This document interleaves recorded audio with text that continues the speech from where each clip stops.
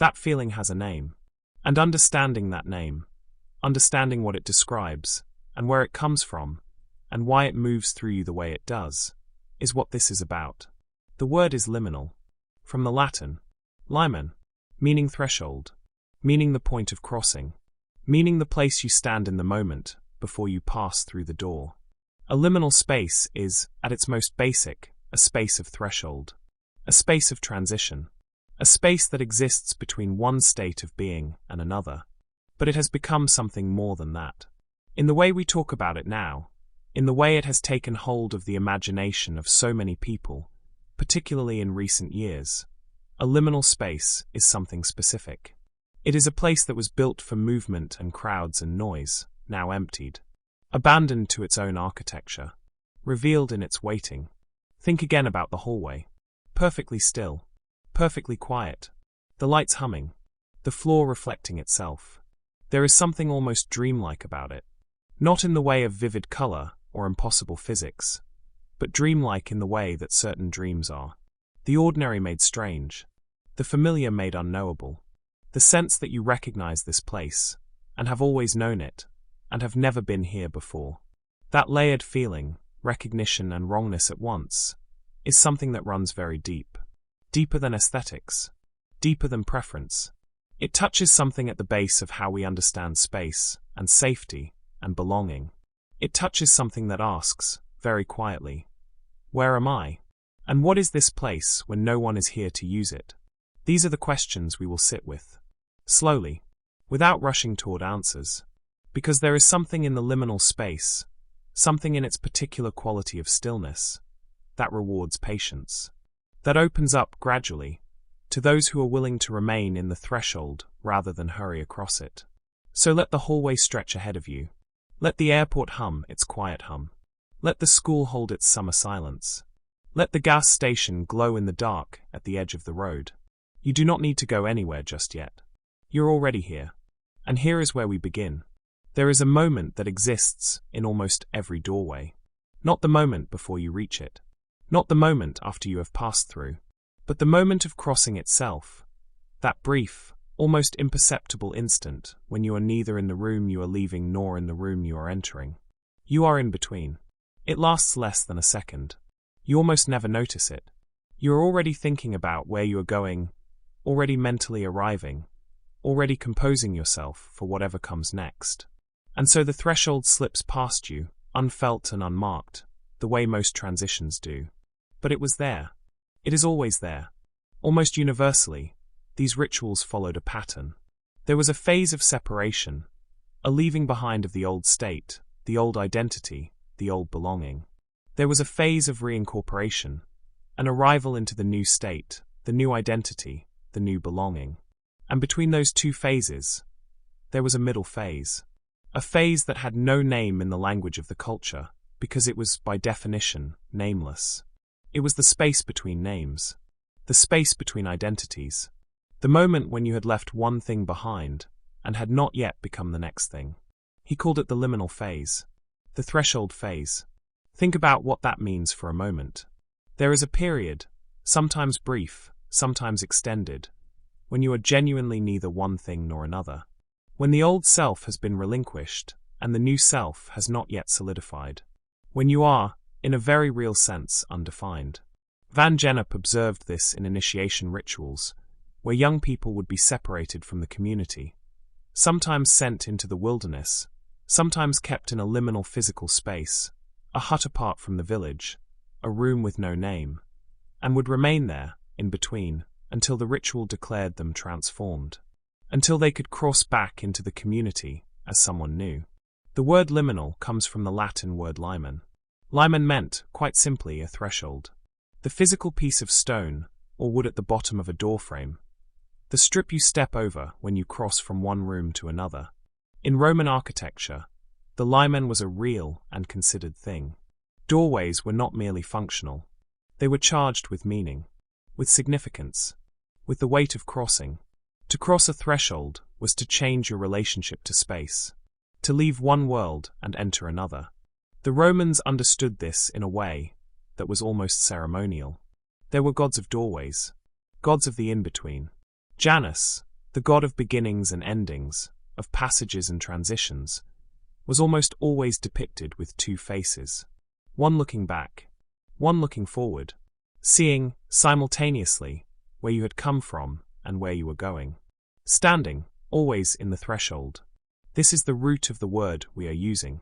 And it is worth holding on to, that original, physical, architectural meaning, because it grounds everything that follows. A liminal space is, first and most literally, a threshold space. A space of crossing. A space that exists between one place and another. But the anthropologist Arnold van Gennep, writing in the early 20th century, took the idea somewhere deeper. Van Gennep was studying rites of passage, the rituals that human societies have developed, across cultures and across centuries, to mark the great transitions of a life. Birth, coming of age, marriage, death, the movement from one social identity to another. And he noticed something. During this period, they belonged nowhere. They had left childhood. They had not yet become adults. They were in the threshold. The anthropologist Victor Turner, who built on Van Gennep's work decades later, described liminal people in the midst of this threshold phase, as existing in a state he called communitas, a kind of radical equality, a dissolution of ordinary social structures, because the ordinary markers of identity and status and belonging had been temporarily suspended. In the liminal phase, Turner said, the world's usual categories stop working. You are between categories. This is the concept, then, in its original and perhaps fullest form. Liminality is not just a place. It is a state of being. It is what happens in the gap between one phase of existence and another. The gap between who you were and who you are becoming. The gap between the door you came through and the door you have not yet reached. It can be brief. A single step across a physical threshold, lasting less than a heartbeat. Or it can be long. Very long. An entire season of your life spent in the in-between, with no clear sense of when or how you will arrive on the other side. And this is where the concept begins to open up, begins to expand beyond architecture and anthropology, into something that touches ordinary human experience in ways that feel immediate and real. Because if you think about the great transitions of a life, the end of childhood, the leaving of a home, the end of a relationship, the loss of someone you loved, the end of a career, or the beginning of one, the moment after a diagnosis, the period between deciding something and doing it, the long, suspended wait between one version of your life and the next. All of these are liminal. All of these are threshold states. Moments of genuine in-between, where the old is already behind you and the new has not yet fully arrived. And in all of them, there is that quality we talked about at the beginning, that particular feeling of suspension, of time having shifted, of familiar things looking slightly wrong, of the ground beneath you being somehow less solid than it was before. There is something deeply human about this feeling. We are creatures who need categories, who need to know which side of the door we are on. We organize our experience into before and after, into here and there, into this and that. We build our sense of self out of stable reference points. This is who I am.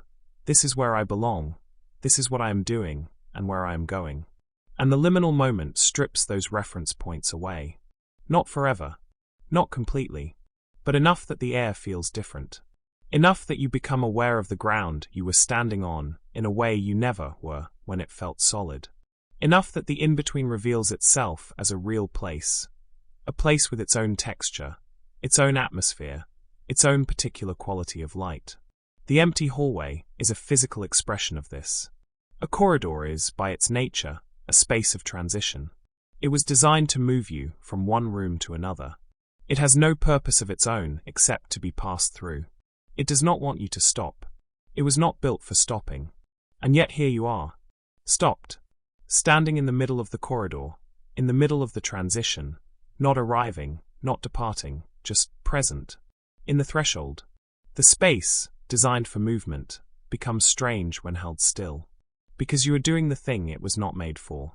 You are inhabiting the in-between rather than crossing it. And in that inhabiting, something is revealed. The same is true for the airport, the school, the gas station. Each of them is a threshold space, a place that exists to move people through, to facilitate transition, to get you from one state to another, departure to arrival, summer to term, journey to destination. When those places are emptied, when the movement stops, you see them as they are. Spaces built around the act of passing through. Architecture of the in-between. And they make you feel something. That feeling has several layers. There is the aesthetic layer. The visual quality of the empty corridor, the fluorescent light, the outdated carpet, the institutional paint. These spaces often share a particular palette. Creams and beiges and greens that belong to a specific era, a specific idea of functional space. There is something about that palette that carries its own emotional weight. A kind of gentle melancholy. A softness. There is the memory layer. These are places you have been before, or places that feel like places you have been before. They carry residue, the ghost of presence, the echo of sound and movement that once filled them. Even emptied, they are not neutral. They are saturated with the memory of use. And there is the existential layer, the deeper recognition, the sense that this place, this suspended between-state, threshold place, is not just a room or a corridor or a terminal. It is a reflection of something interior, a landscape that corresponds to something you have felt, or are feeling, or will feel. The in-between rendered in architecture, the liminal made visible and walkable and still. We are drawn to liminal spaces, many of us, in ways we cannot entirely explain. Something pulls at us. Some quality of the light, or the silence, or the particular geometry of the empty room. We linger at the image. We find ourselves moved by the photograph of the empty shopping mall corridor, the overnight train car with its dim overhead lights, the hotel swimming pool at 3 a.m., still and blue and luminous. We are moved because we recognize something. Not just the place, but the feeling that the place contains. The feeling of being in between. Of having left something behind and not yet arrived at what comes next. Of standing in the threshold, looking forward and backward at the same time. The way Janus always stood. The god of doorways, the god of in-between. With one face toward the past and one toward the future, and the whole present moment suspended between them like a held breath. This is liminality. Not just a visual aesthetic. Not just a category of interesting photographs. Not just a word for empty rooms. It is the name for a genuine human experience. One of the most universal experiences there is. The experience of being between. Of existing in the gap. Of standing in the doorway with the old room behind you and the new room ahead and your feet. For this one suspended moment, on the threshold itself. Every life is full of these moments. Some last seconds. Some last years. And understanding them, sitting with them, rather than rushing through them, changes something about how they feel. The threshold is not a mistake in the architecture. It is part of the design. And there is something to be found there, in the in-between, that cannot be found anywhere else. Not in the room you have left. Not in the room you are going to. Only here. In the crossing. So we will stay here for a while. In the corridor. In the airport. In the empty school. In the threshold. And we will look slowly and carefully at what this kind of space does to us. What it stirs, what it reveals, what it asks of us when we stop rushing through it and simply remain. There is no hurry. The door is not going anywhere. And neither are you. You already know these places. You have always known them. They have been appearing throughout your life, quietly, in the background of ordinary days. So familiar that you walked through them without thinking, and yet so strange that something in you always noticed. A flicker of something. A slight shift in the quality of your attention. A moment where the world seemed to hold its breath. You probably did not have a name for it, but the feeling was there. Let us walk through them together. Slowly. The airport is perhaps the most universally recognized liminal space of modern life. Think about what an airport actually is. It is a machine for transition. Enormous, deliberately engineered, designed around a single purpose, moving people from one place to another. Everything in it serves that purpose. The check-in desks, the security lanes, the gates, the runways. The whole vast architecture exists in service of departure and arrival. And yet the airport itself goes nowhere. It sits, fixed and permanent, while millions of people pass through it on their way to somewhere else. It is the place between places, the hub through which all the journeys flow without ever being the destination of any of them. Nobody flies to the airport. Inside, the atmosphere is unlike anywhere else. Time behaves differently in airports. The shops are open at hours when no other shops would be open. You can eat a full breakfast at midnight or drink wine at 7 in the morning and nobody thinks anything of it, because the airport exists outside ordinary time. Its clocks show departure times, not the time of day. Its rhythm is the rhythm of flights, not of the sun. People in airports exist in a particular state of suspension. They have already left, emotionally, psychologically. They have departed their ordinary lives. But they have not yet arrived anywhere new. They sit in that gap, in those rows of bolted seats, surrounded by strangers who are also in transit, also suspended, also between. And late at night, when most of the flights have gone, and the terminal empties out, and the cleaners move their slow machines across the polished floors, the airport reveals what it has always been underneath the noise and the crowds. A threshold, vast and fluorescent, and quietly waiting. Train stations carry a different quality. Something older. There is history in train stations that airports do not quite have. A century and more of departures and arrivals, of people standing on platforms with their cases and their coats, watching the tracks curve away into the distance, waiting for something to come or bracing themselves for something to leave. The great train stations of the world, the ones with their high vaulted ceilings and their iron and glass and their echoing concourses, have a cathedral quality. Something that asks you to be quiet, to look up, to feel small in a way that is not diminishing but expansive. And in the quiet hours, early morning, late evening, even the smaller stations take on that quality.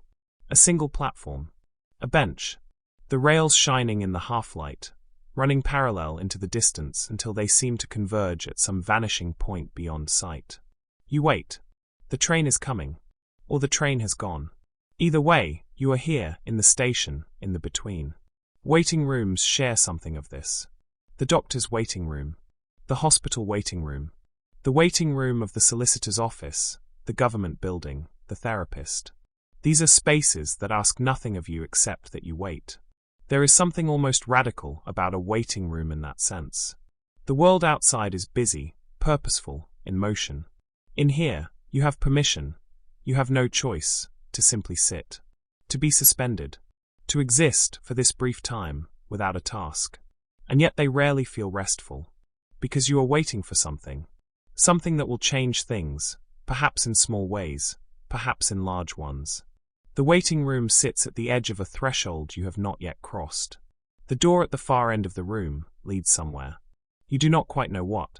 Hallways. We have already spent some time in the hallway.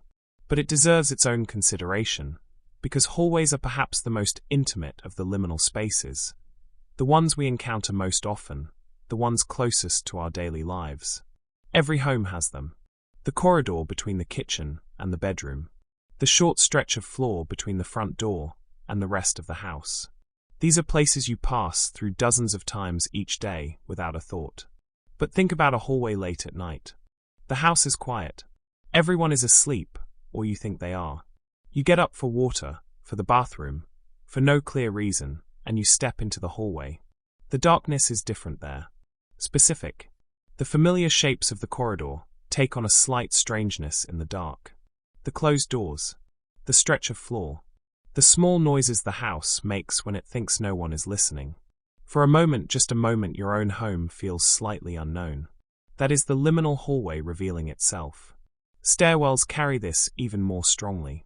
Something about the stairwell, its verticality, its echoes, its sense of being between floors, between levels, between one story of a building and another gives it a liminal quality that is almost architectural. You are, in the stairwell, neither up nor down. You are in the transition between the two. Doorways themselves the physical threshold. The limen hold a charge that humans have felt for millennia. There is a reason so many cultures have rituals around doorways. Mezuzot on the doorposts of Jewish homes. Horseshoes hung above the lintel for luck. The tradition of carrying a bride across the threshold. The superstition of not standing in a doorway. We have always known, in some pre-rational way, that doorways are charged, that they are not merely functional, that something happens in the crossing that deserves acknowledgement. Parking garages have a particular and very modern liminal quality. There is something about the parking garage that sits at the extreme edge of the aesthetic spectrum, brutally functional, almost aggressively unbeautiful, and yet somehow deeply compelling in its emptiness. The low ceilings, the concrete pillars stenciled with numbers and letters, the oil-stained floor, the sound of your footsteps returning to you from every direction at once. Empty parking garages feel enormous in a way they do not when they are full. The cars, when they are there, break the space into manageable pieces. Without them, the full geometry of the structure becomes visible level after level of raw concrete, receding into shadow, lit by fluorescent tubes that buzz and flicker, and cast everything in a light that has no warmth in it whatsoever. And yet there is something almost peaceful about it. Something that invites the particular kind of calm that empty institutional spaces sometimes hold. The parking garage at 3 a.m. is not frightening, exactly. It is something else. It is suspended. It is between the cars that were here and the cars that will come. It is waiting in the most concrete, literal way possible. Empty malls carry grief in a way that other liminal spaces do not. Because the shopping mall, the fully realized, operating shopping mall, was never quiet. It was designed for noise and light and movement and commerce, for the particular social energy of crowds of people moving between shops, sitting in food courts, gathering in the atrium beneath the skylight. It was designed to be always full. An empty mall, a closing mall, a closed mall, a mall in the slow process of being abandoned, is therefore a more melancholy kind of liminal space than most. It is not just between states. It is between existence and non-existence, between what it was and the nothing it is becoming. The shuttered shop fronts, the dead escalators, the food court with its chairs still stacked on the tables, the fountain that no longer runs, dry and dust-filmed in the middle of the floor. Something was here. Something is leaving. And in between those two facts, the mall just stands, waiting to be whatever comes next, if anything does. Bridges. A bridge is perhaps the most literal physical expression of the threshold. It exists entirely to span the gap to connect one side to another, and in doing so, it occupies the gap itself. It is, structurally, nothing but in between. It has no purpose except the crossing. Walking across a long bridge over a wide river, or a gorge, or an expanse of open water, there is a moment somewhere in the middle where both sides are equidistant. Where you are exactly between. Where the shore you came from and the shore you are going to are equally far, equally unreachable, in the same relation to you. That moment, that exact midpoint, even if it lasts only a few steps, something about it is distinct. Something about the open air, the water far below, the structure you are suspended on, something makes the in-between tangible in a way it rarely is. You can feel the threshold beneath your feet. Tunnels are the inverse, the same journey made underground, through darkness, through the earth. There is a particular quality to the middle of a long tunnel, the point where both entrances have disappeared, where you are surrounded entirely by rock or water or earth, where the light at the end has not yet appeared and the light behind you has been left behind. Total in-between. Complete enclosure in the transition. And then the light begins. Faint at first, then growing, and you emerge, blinking, on the other side. Rest stops on long drives have a liminal quality that is quieter, more domestic than the other spaces we have visited. They are designed to be functional pauses, a break in the journey, a place to stretch, to use the bathroom, to buy coffee from a machine or a small tired shop. But they exist nowhere. They are not your origin and not your destination. They are dots on a map that you would never otherwise visit, places that have no meaning outside the context of the journey they interrupt. People pass through them and forget them immediately. Except sometimes you do not forget them. Sometimes you remember a specific rest stop, the particular quality of the light, the sound of the motorway behind a low wall, a picnic table with a view of fields, a coffee that tasted better than it should have, because you were tired, and the day was long, and you needed something warm to hold. the in-between, made briefly precious. And then there is travel itself. The long drive, the overnight flight, the train journey through countryside that is not yours, through towns you will never stop in, past houses and gardens and lives that you will see for 30 seconds through a rain-streaked window and never see again. Travel is liminality extended, made into duration. The entire experience of being in transit, of being genuinely between your departure point and your destination, belonging to neither, enclosed in a vehicle or a cabin or a carriage, has its own atmosphere that almost everyone recognizes. Time on a long journey is different from other time. It is looser, less accountable. You are allowed to stare out of the window at nothing. You are allowed to let your thoughts drift without direction. You are allowed to exist without purpose for hours, because your only purpose is the passive one of being carried somewhere. There is a reason so many people find long journeys unexpectedly moving, unexpectedly emotional. The combination of suspension, of enforced stillness, of landscape passing, of time made generous and unstructured. Something opens up in it. Some interior space that ordinary life keeps closed. The journey holds you while you are between. But now let us step away from physical spaces entirely. Because liminality is not only something you encounter in architecture and infrastructure. It is something that happens inside a life. And these interior liminal spaces, the ones made not of concrete and fluorescent light, but of time and change and loss and becoming, are perhaps the most profound thresholds of all. Moving house. Think about the specific quality of a home on the day you leave it. The furniture is gone. The pictures have come down from the walls, leaving pale rectangles where they hung. The color the wall was originally, protected from the light. The rooms, stripped of everything that made them yours, are suddenly larger than you remembered. The acoustics are different. Voices echo in a way they never did when the sofas and the rugs and the books were absorbing the sound. You walk through the empty rooms. This is still your home. The keys are still on your key ring. Your name is still on the lease or the deeds. But it is also already not your home. It has already begun the process of becoming someone else's. It is, in this transitional moment, neither yours nor theirs. It is in between. And standing in the empty living room, hearing your own footsteps echo, you feel it. The particular weight of the threshold. The life that was lived here, already receding. The life that will be lived in the new place, not yet real. You are, for this moment, homeless in the most literal sense, between homes, belonging to neither, suspended in the crossing. Graduation. There is a reason graduation ceremonies feel strange to so many people.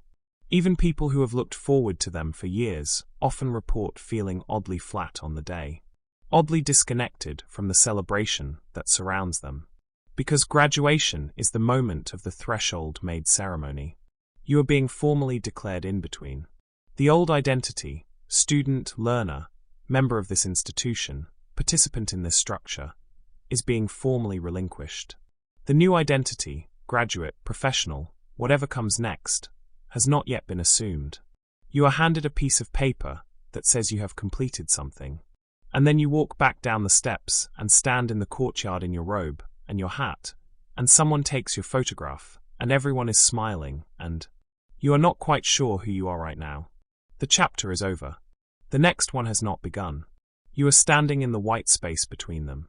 And no amount of ceremony can quite paper over the vertiginous quality of that particular in-between. Career changes carry their own long liminality, especially the ones that take time.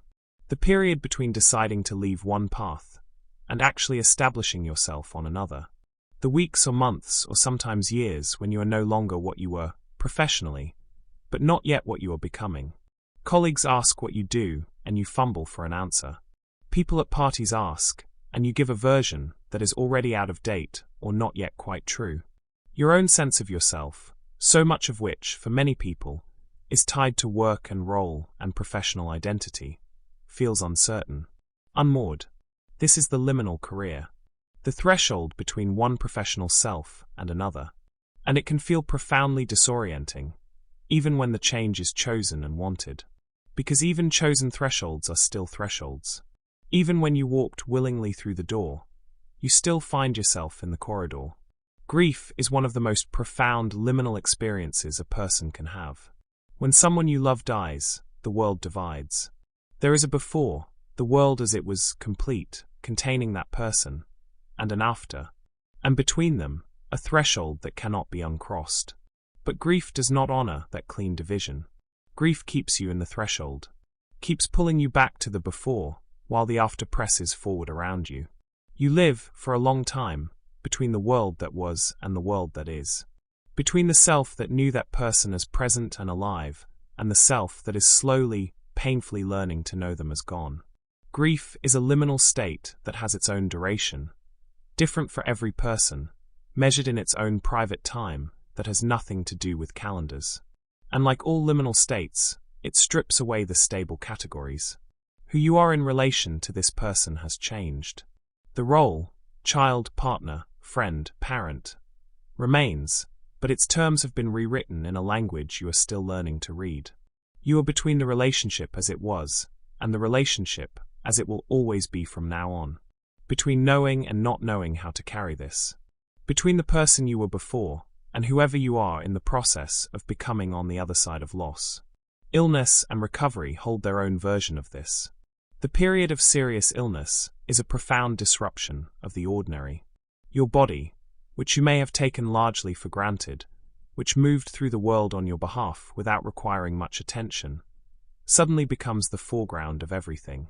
The thing you are living inside, rather than simply living in. And ordinary life recedes. Work, routines, social obligations, the texture of everyday existence. All of it becomes background, or disappears entirely. You exist in a suspended state, in the particular timeless quality of hospitals and bedrooms, and waiting for results, and recovering slowly. It is a profoundly liminal space. Not the life you had before. Not yet the life you will have after. A strange, stripped down, clarifying in-between where many people report feeling, alongside the difficulty and the fear, a peculiar kind of simplicity, a reduction to what is essential. The threshold, again, revealing something that ordinary life keeps hidden. All of these moments, the physical and the interior, the architectural and the existential, share the same essential quality.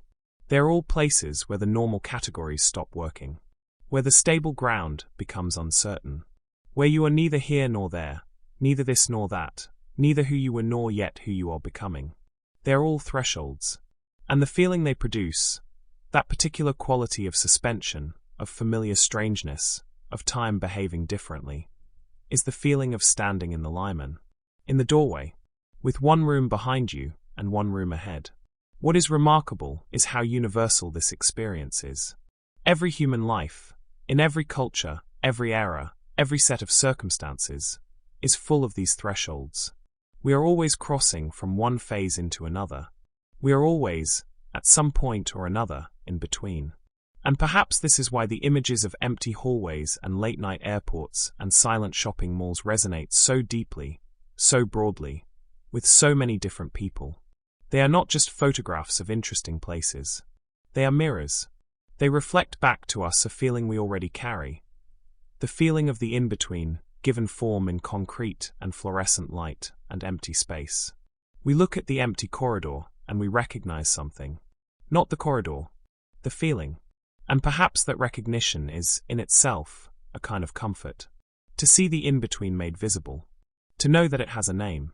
To understand that the strangeness you feel in the threshold is not a malfunction. Not something wrong with you, but something deeply, essentially human. We have always stood in doorways. We have always felt the threshold beneath our feet. And we have always, eventually, crossed. There is a word for it. A specific word, coined by a specific person, to describe a very specific feeling that had, until that point, gone unnamed. The word is unheimlich. It is a German word. And like many German words, it contains its meaning inside itself, if you know how to look. Heim means home. Heimlich means homely, familiar, domestic, safe, known. And is the negation, the reversal. Unheimlich. Unhomely. The opposite of familiar. The familiar made strange. We translate it, in English, as uncanny. Sigmund Freud wrote about this feeling in 1919. His essay on the subject, simply titled The Uncanny, begins with something that feels, even now, immediately recognizable. He describes the experience of encountering something that is simultaneously familiar and strange. Something that should feel ordinary, but does not. Something that carries, underneath its surface of recognition, a low current of unease that cannot quite be accounted for. He was writing about literature, and about psychology, and about the deep mechanisms of the human mind. But the feeling he was describing is one that anyone who has stood alone in an empty corridor at night will recognize immediately. That is it. That is the feeling. That is the word. But why does it happen? Why does an empty hallway, a perfectly ordinary, structurally unremarkable hallway, with nothing in it, nothing threatening, nothing dangerous, produce that particular quality of unease? Why does the familiar become strange in the liminal space? To understand this, we need to spend a little time with the brain. Your brain is, among other things, a prediction machine. This is not a metaphor. This is, as far as current neuroscience can tell us, a reasonably accurate description of one of its primary functions. Your brain is constantly, continuously, relentlessly generating predictions about the world, about what will happen next, about what things will look, sound, feel, smell like, about what a space contains, what a face means, what a sound indicates.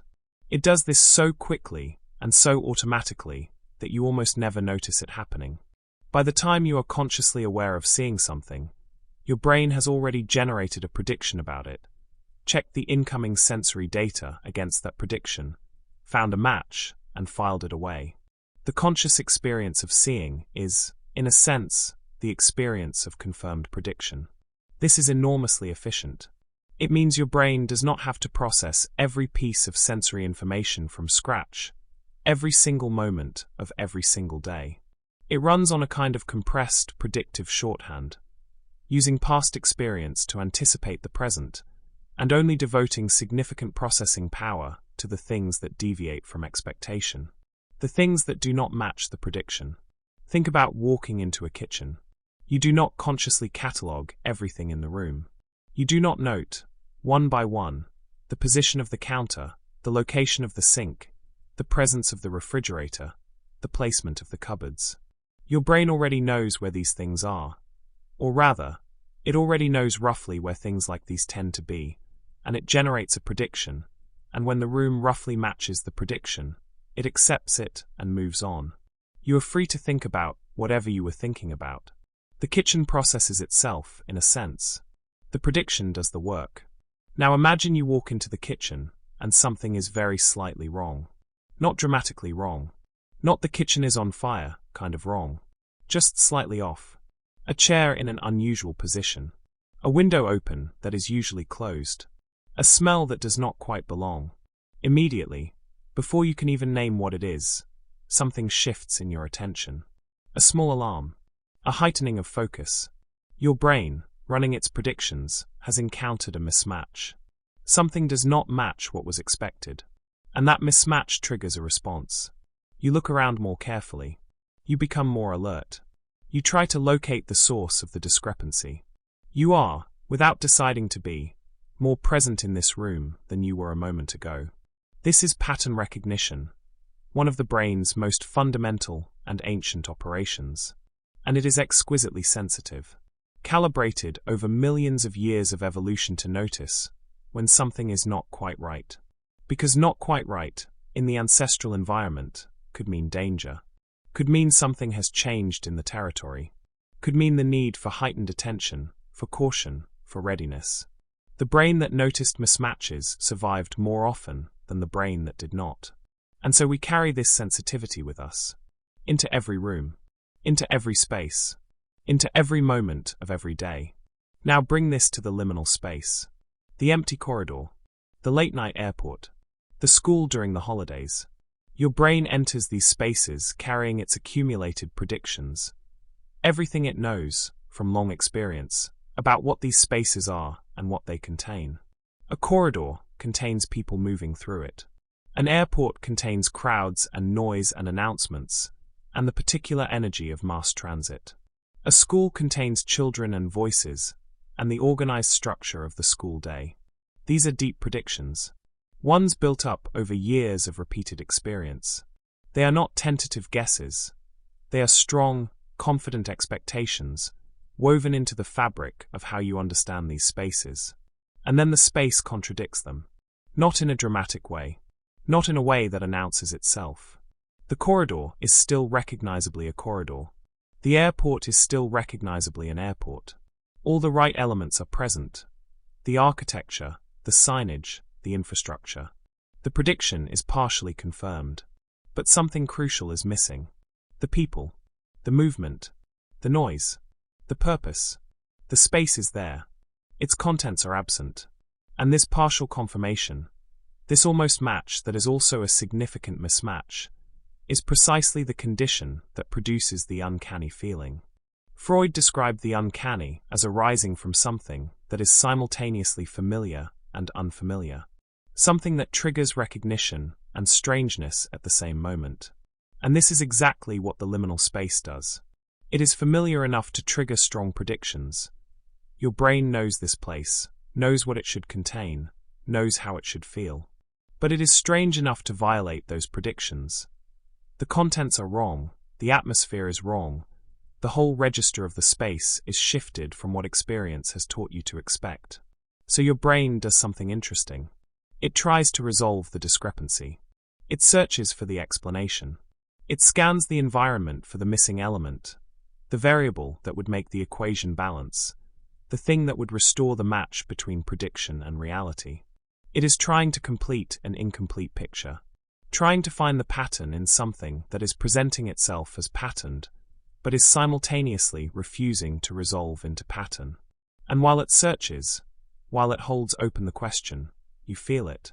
That particular alertness, that slight unease, that sense of being more present than usual, more aware, more attuned to the space around you in a way that is both heightened and slightly effortful. Your brain is working. Quietly, below the surface of consciousness, it is working hard on a problem it cannot quite solve. And you feel the working. There is another layer to this. These spaces, the empty corridor, the closed school, the silent airport, are spaces designed for human presence. They are built around human beings, scaled to human bodies, oriented toward human movement and human use. But the human beings are not there. And absence, it turns out, is one of the most powerful triggers of the uncanny. There is a concept in robotics and design called the uncanny valley.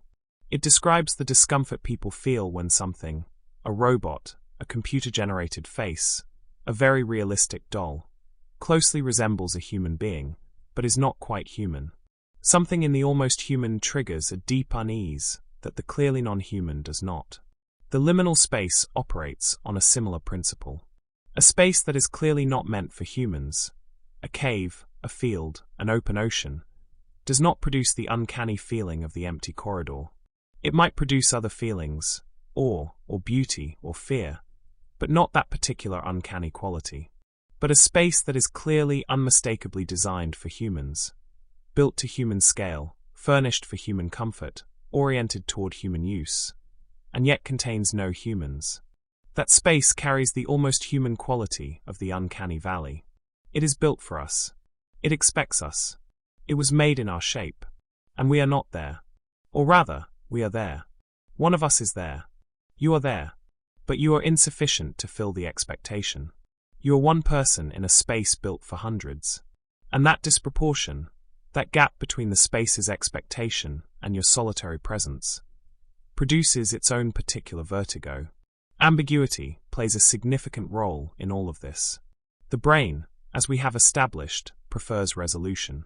Prefers the confirmed prediction, the completed pattern, the question with an answer. Ambiguity, genuine, unresolvable ambiguity, is cognitively uncomfortable in a way that goes beyond mere preference. The liminal space is profoundly ambiguous. Is it safe? It seems safe. There is nothing overtly threatening about an empty corridor. But the brain's safety assessment runs on patterns, and the pattern here is incomplete. A space that should contain people, and does not contain people, is a space that has deviated from expectation in a way that cannot be immediately explained. And unexplained deviations are, to the pattern recognition system, potential threats until proven otherwise. So a low-level alert stays open. Not fear exactly, not the full alarm of genuine danger, but a sustained, quiet readiness. A held attention, the brain keeping the question open because it cannot yet close it. What is this place without its people? What does it mean that it is empty? What should I be ready for? The answers do not come. The space offers nothing that resolves the ambiguity.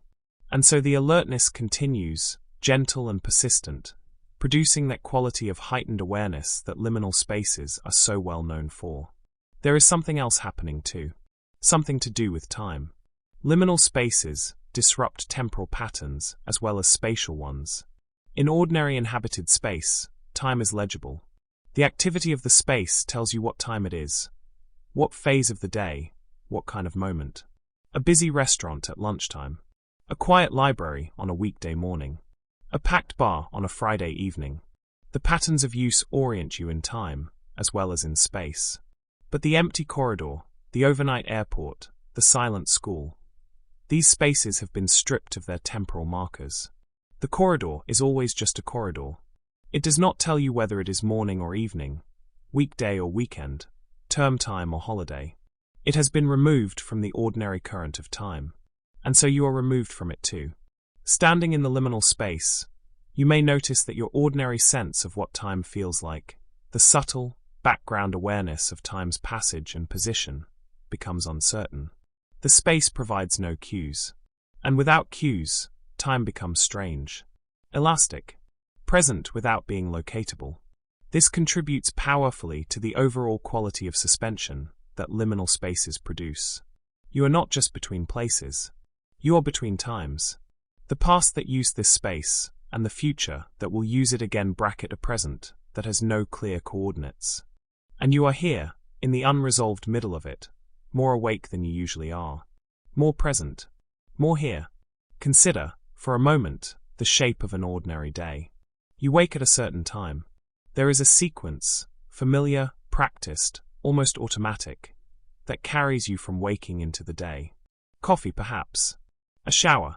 The particular order in which you do things, which is yours and has become yours through repetition, through the slow accumulation of chosen habit into something that feels almost like necessity. Then the day itself. Its structure. Its obligations and rhythms, and the specific texture of how your hours are organized. Work, or the routines of home. The people you encounter in a predictable sequence. The tasks that belong to Tuesday and not to Wednesday. The route you take, the time you eat, the way the afternoon moves toward evening, and the evening moves toward night. And then sleep. And then morning. And the sequence begins again. There is enormous comfort in this. Not comfort in the sense of luxury or indulgence, but comfort in the deeper sense. Structural comfort. The comfort of a world that behaves as expected. The comfort of knowing, without having to consciously calculate, what comes next. This predictability is not merely pleasant. For the human nervous system, it is genuinely regulating. It keeps the background hum of anxiety, which is always present, in every human mind, at some level, within a range that is manageable, livable. The familiar routine is, among other things, a container, a structure that holds the uncertainty of existence at a safe distance. Now consider what happens when that structure is removed. Not gradually, not by choice, but suddenly, completely, the way it happens in the great liminal moments. The loss, the ending, the transition, the threshold crossed without warning. The routine dissolves. The familiar sequence no longer applies. The roles and responsibilities and daily obligations that organized your time and gave it texture and meaning, suspended. Set aside. No longer available as the framework around which a day can be built. And in the space where the structure was, there is nothing yet. Not chaos exactly, but openness. Unorganized time. A day without its usual shape. A self without its usual coordinates. This is the psychological interior of the liminal state. And it is deeply, recognizably uncomfortable. The psychologist Jerome Bruner wrote about the way human beings construct their experience as narrative. We are, he suggested, storytelling animals. Not just in the sense that we enjoy stories, but in the more fundamental sense that we organize our experience of living into story form. We understand ourselves as characters in an ongoing narrative. We have a past that leads to a present that is moving toward a future. We understand ourselves as going somewhere, becoming something, progressing along a line that has, if not a clear destination, at least a direction. This narrative self, this sense of being a story in progress, is one of the primary ways we maintain psychological stability. It answers the question that the human mind is always quietly asking underneath everything else. Who am I? And where am I going? The routine, the role, the daily structure, these are the visible expression of the narrative. They are the story being lived day by day, in the specific and ordinary details of a life. This is who I am. This is what I do. This is where I am in the story. The liminal state interrupts the narrative. The chapter has ended. The next chapter has not yet begun. And in between, in that white space between chapters that every reader skips over without a thought, the character must exist without a plot, without the events and obligations and forward motion that constitute a plot, without the clear sense of where the story is going. Pause. Just existing. In the gap. In the white space. In the between. Long pause. The brain, as we explored in the last segment, is a prediction machine. And what it most wants to predict, most needs to predict, in order to maintain its ordinary functioning, is the future. Not the distant future. Not years ahead. But the near future. The immediate future. What happens next? What comes after this? When the structure of life is intact, this prediction is manageable. The routine provides the answer before the question is even consciously asked. What happens next is what always happens next. Tuesday follows Monday. Morning follows the alarm. The familiar sequence unfolds, and the brain, running its predictions, confirms them one by one and maintains its equilibrium. But in the liminal state, the near future becomes genuinely uncertain. Not just unknown in the distant, abstract way that the future is always unknown, but immediately, practically, concretely uncertain. What does tomorrow look like when the structure that organized yesterday no longer applies? What does next week look like when the role that defined last month has been relinquished? What does the story look like when the plot has paused? The brain reaches for predictions and finds nothing solid to anchor them to. And that reaching, that repeated, frustrated attempt to locate the near future and failing, produces anxiety. Anxiety is, at its most basic, the experience of perceived threat without a clear source or solution. In the liminal state, the threat is real, not imagined, not irrational. The ground has genuinely shifted.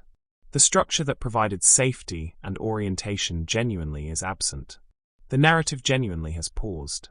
The anxiety is an appropriate response to a real condition, but it can become difficult to live inside, because the particular quality of liminal anxiety is that it is diffuse.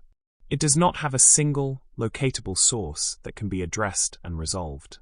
It rises from the general condition of in-between, from the totality of the uncertainty, the open-endedness, the unresolved waiting. You cannot fix it by fixing one specific thing, because it is not caused by one specific thing. It is caused by the gap itself, by the absence of the structure that would make it unnecessary. And so it persists, low and constant and effortful to carry, a companion in the threshold that does not make itself useful, only makes itself felt. There is also the matter of identity. We touched on this earlier.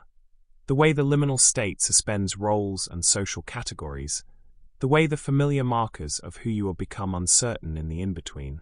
But it is worth sitting with this more carefully, because identity loss, even temporary, even partial, is one of the more destabilizing aspects of the liminal experience. Think about how much of your sense of self is relational, defined not in isolation, but in relation to other people, other roles, other structures. You are someone's colleague, someone's partner, someone's parent or child or friend. You are a person who does a particular kind of work, who lives in a particular kind of place, who occupies a particular position in a particular web of relationships and obligations and belonging. These relational identities are not superficial. They are, for most people, a significant part of the answer to the question, who am I? And in the liminal state, they are suspended, or altered, or lost. The person who has just retired is no longer the professional they were for 30 years. The person who has just separated from a long partnership is no longer half of that partnership.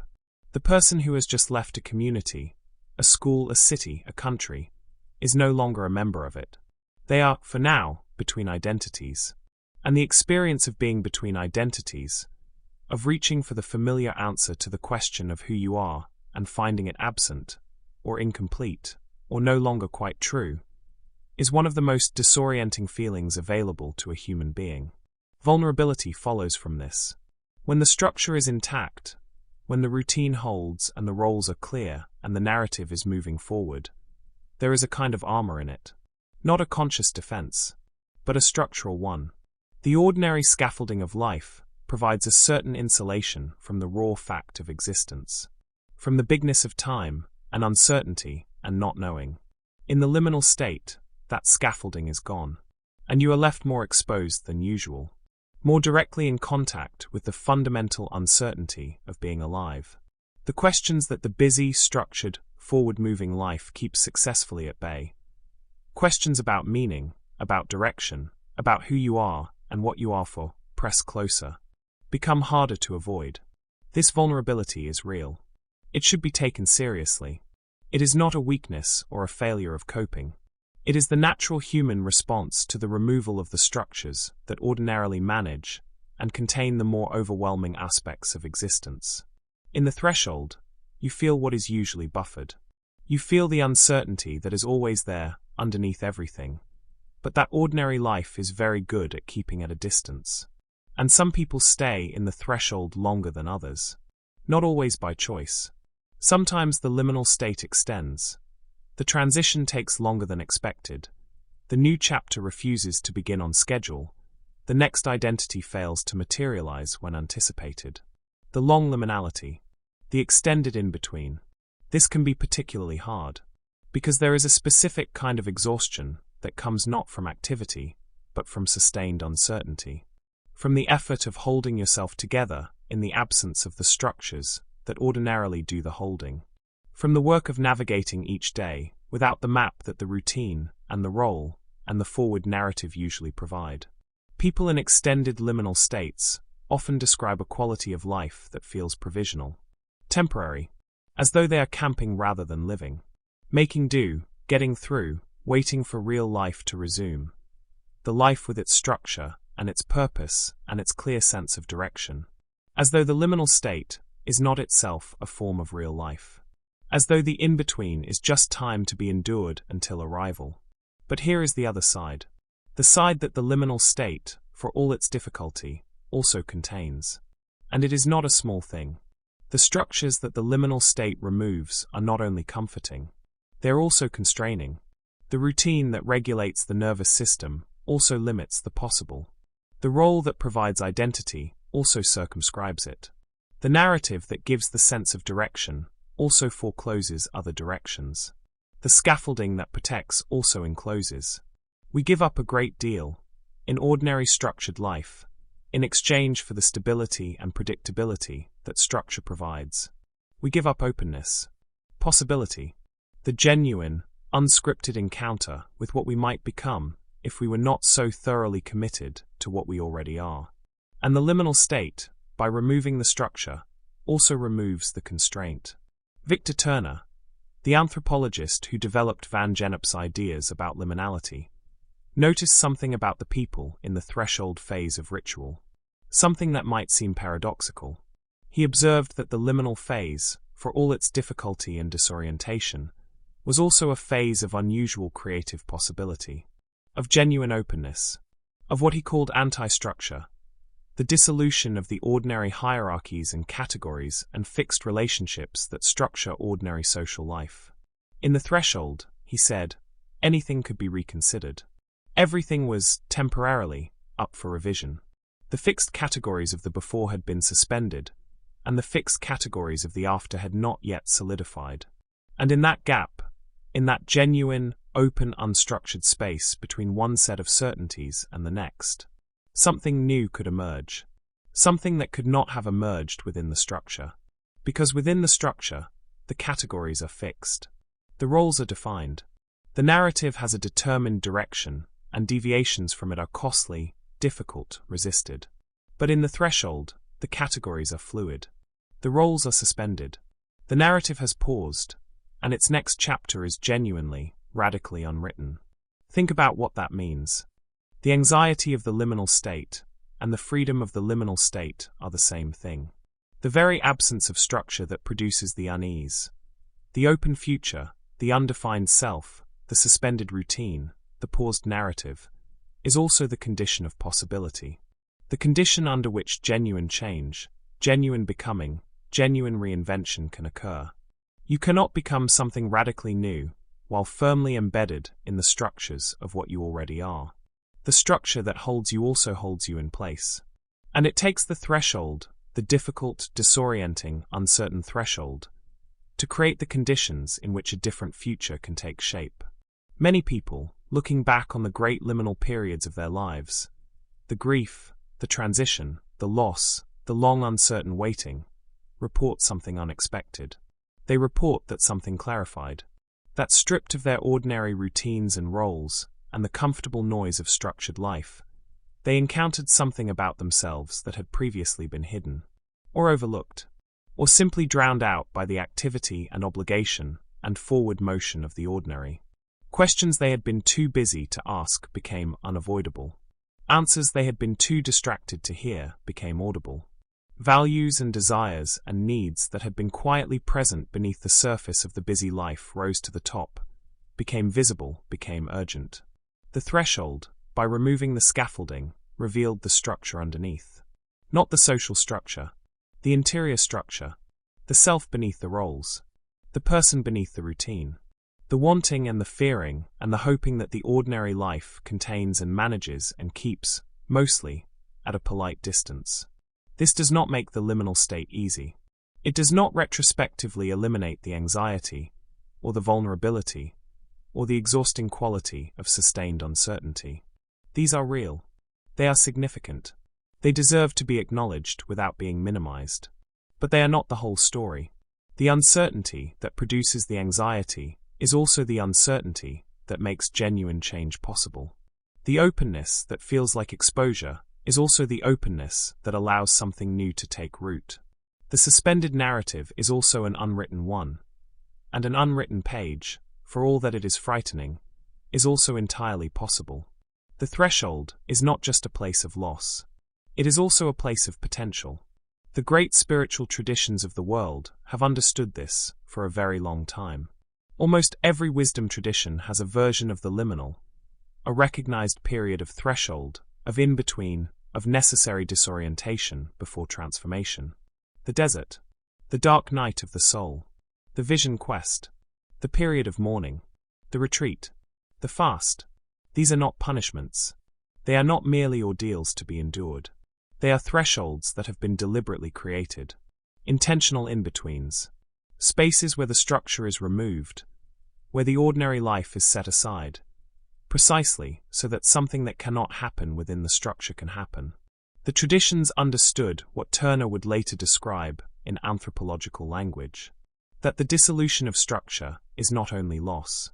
That the liminal phase, difficult as it is, serves a purpose. That the threshold is not an obstacle on the way to transformation. It is transformation. Or rather, it is the necessary condition of transformation. The space in which becoming is possible. So when you find yourself in the in-between, when the routine has dissolved and the role has been relinquished, and the narrative has paused, and the anxiety is real and present, and the future feels genuinely, uncomfortably open, it may help to remember this. The discomfort you are feeling is not a sign that something has gone wrong. It is a sign that something is in process. That the old structure has been released, and the new one has not yet formed, and you are in the gap between them, genuinely, authentically, uncomfortably in between.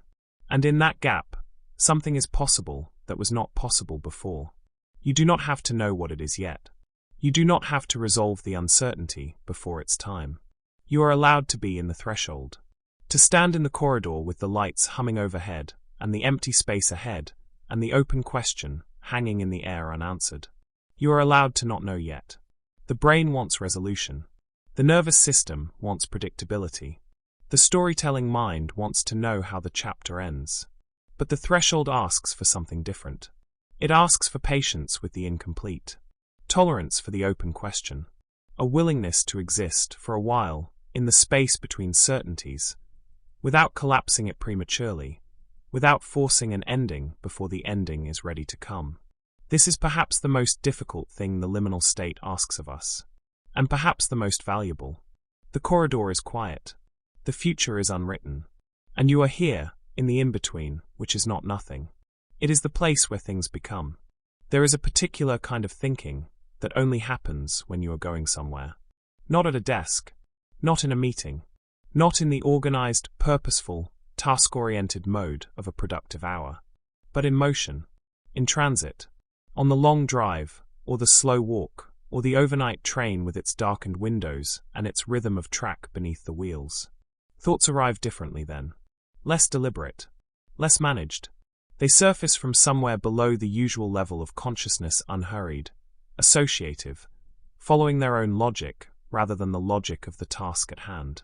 Connections form between things that seemed unrelated.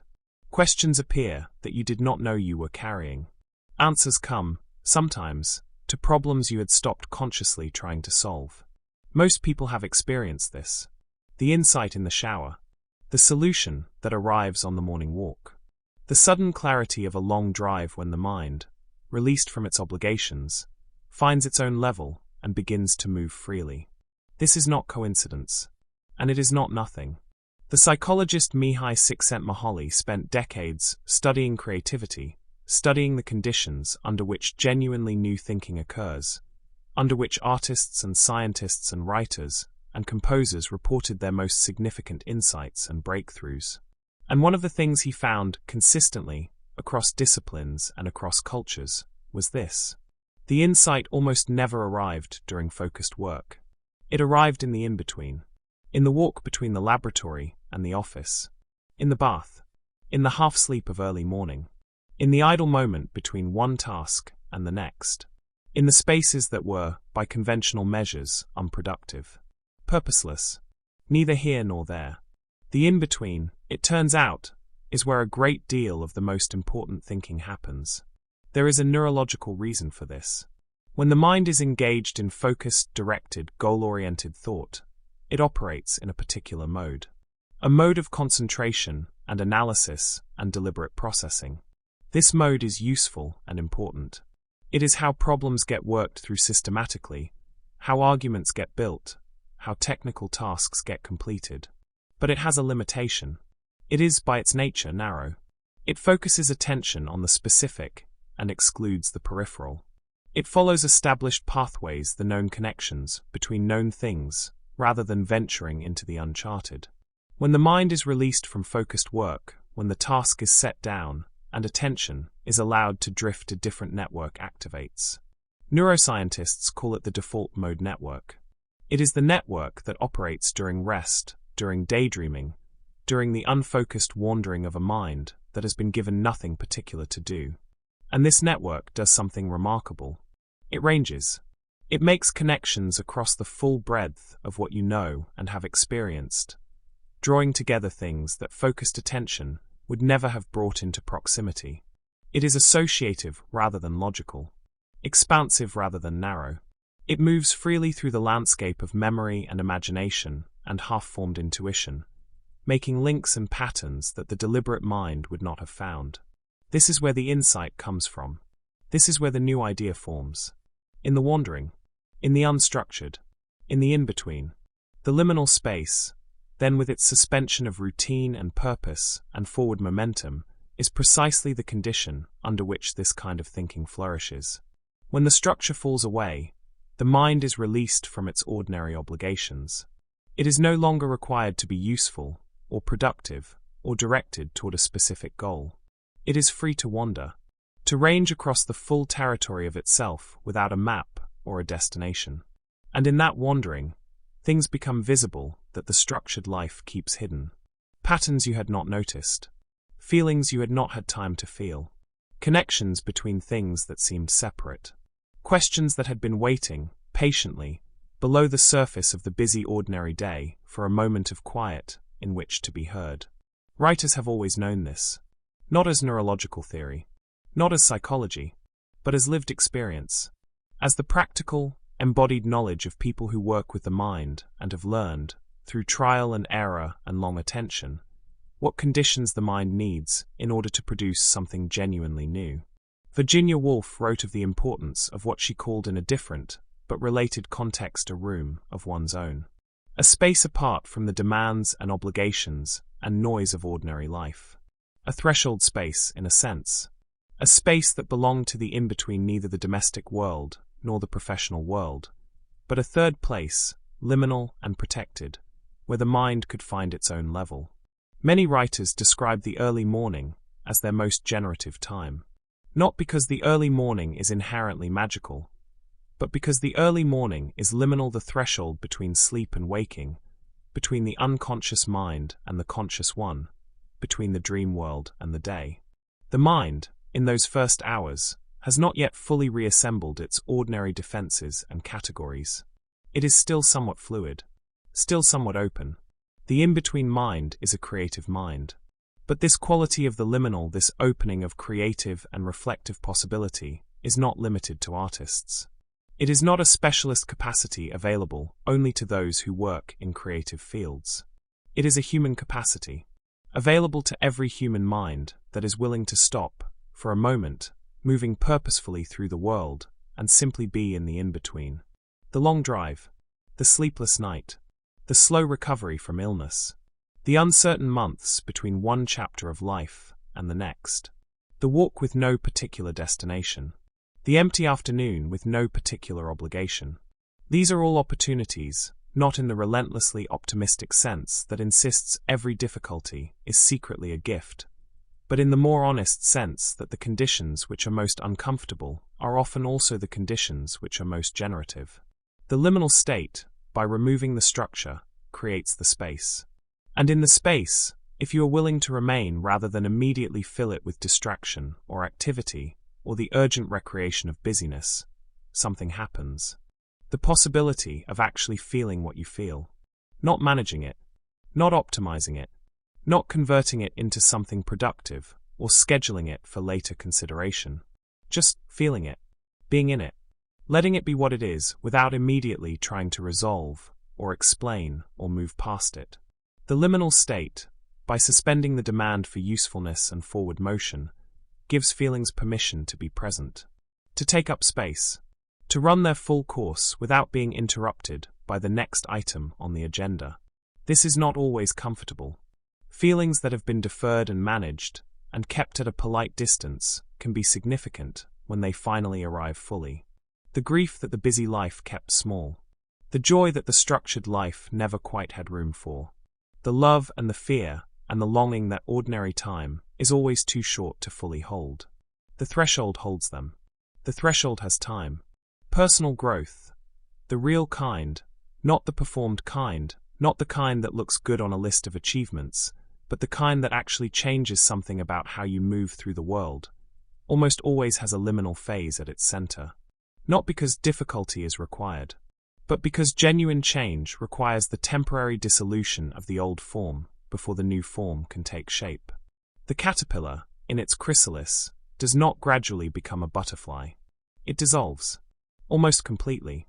The structures that made it a caterpillar break down into something that is neither caterpillar nor butterfly, a state of genuine, radical in-between, where the old form has been released and the new form is assembling itself from the same material in an entirely different configuration.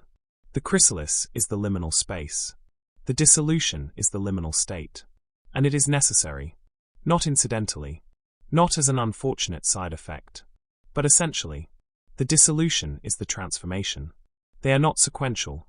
First the ending, then the in-between, then the beginning. They are the same process, seen from different angles. The ending makes the in-between possible. The in-between makes the beginning possible. You cannot skip the middle. You are not lost. This is perhaps the most important thing to say. And to say slowly. And to say again, if you are in the threshold, if the structure has dissolved and the roles have been suspended and the narrative has paused, and you are living in the uncomfortable, uncertain, open space of genuine in-between, you are not lost. You are in transition. These are not the same thing. Lost is a permanent condition, a failure of navigation, a wrong turn with no way back. Transition is a passage. It has a beginning, and it has an end, even when neither is visible from the middle. It is not a mistake in the journey. It is the journey, the necessary movement from one state to another, through the space between. The empty hallway is not a dead end. It goes somewhere. All corridors go somewhere. That is their nature, their design, their entire reason for existing.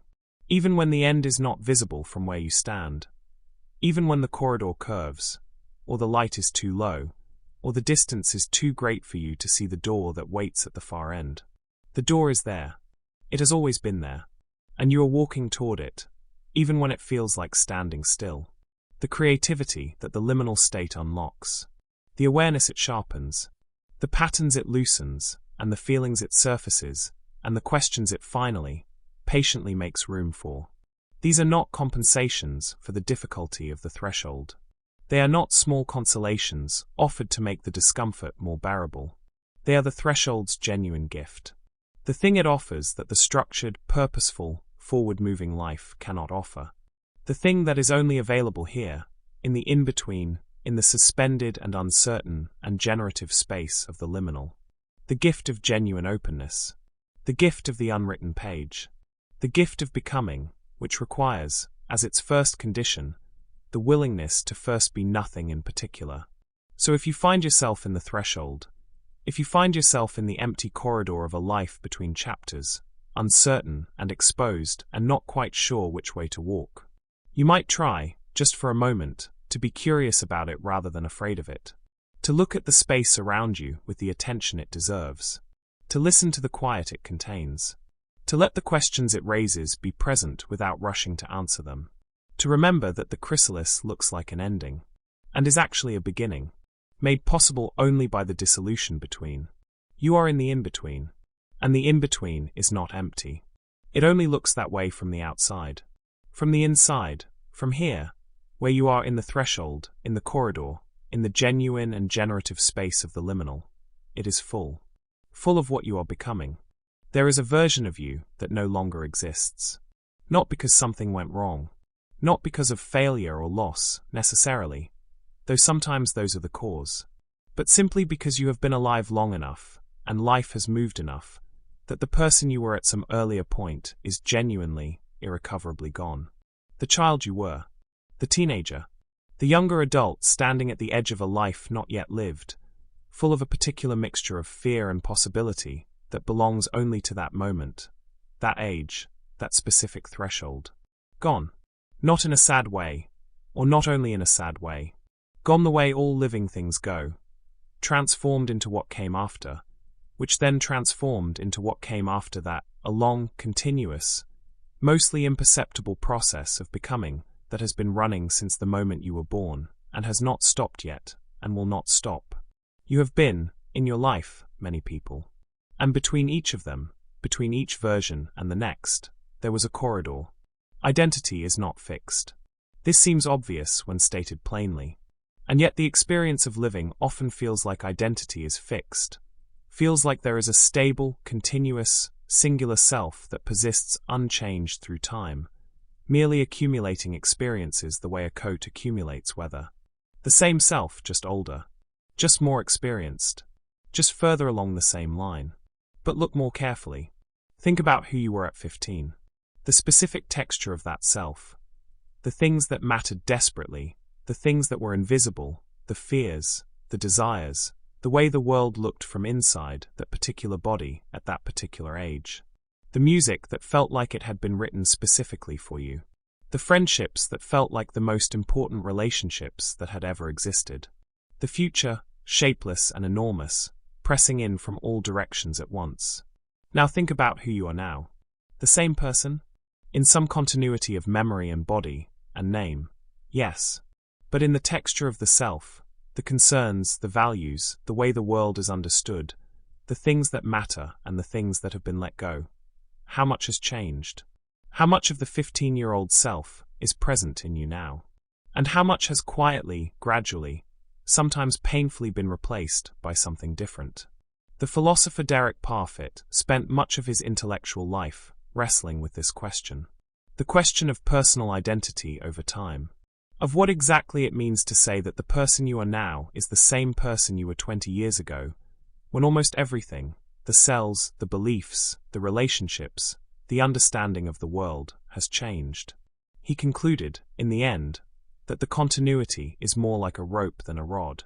Not a single solid unchanging thing, but many threads overlapping and interweaving. Each thread finite, each thread connected to the ones beside it. The whole structure holding together not because any single strand runs all the way through, but because of the pattern of connection between them. You're a pattern, a continuous, evolving, always in process pattern. Not a fixed thing, a becoming. And the liminal phases of life are where the pattern changes most significantly, where the threads shift, where new ones begin and old ones end, where the rope, the continuous rope of self, changes its texture and its color and its weight in ways that are felt, deeply felt, in the living of them.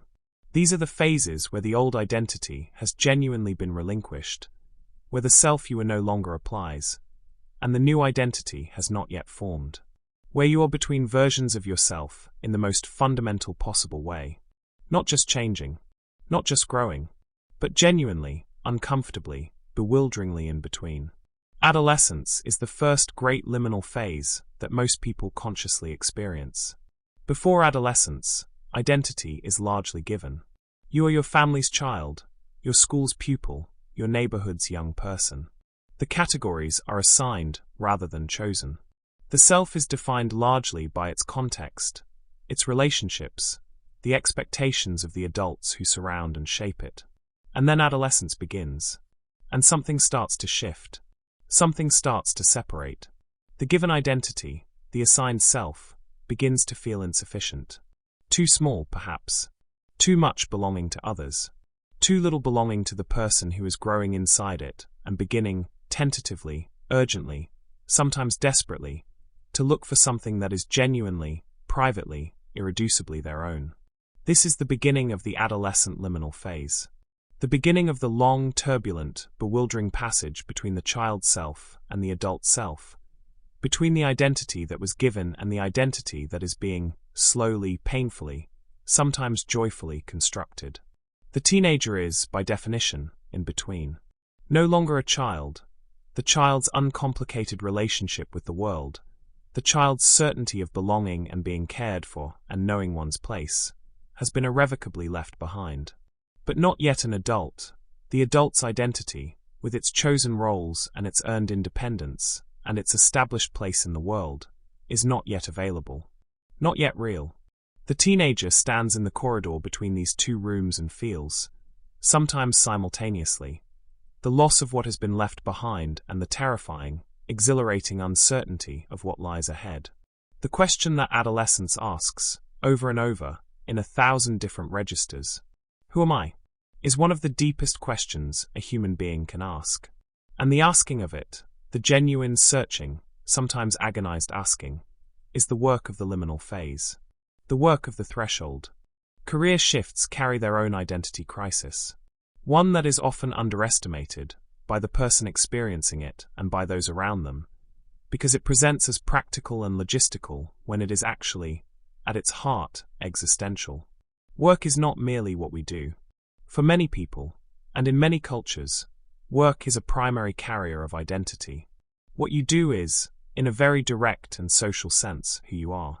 The question asked at every gathering, every introduction, every first meeting, "What do you do?"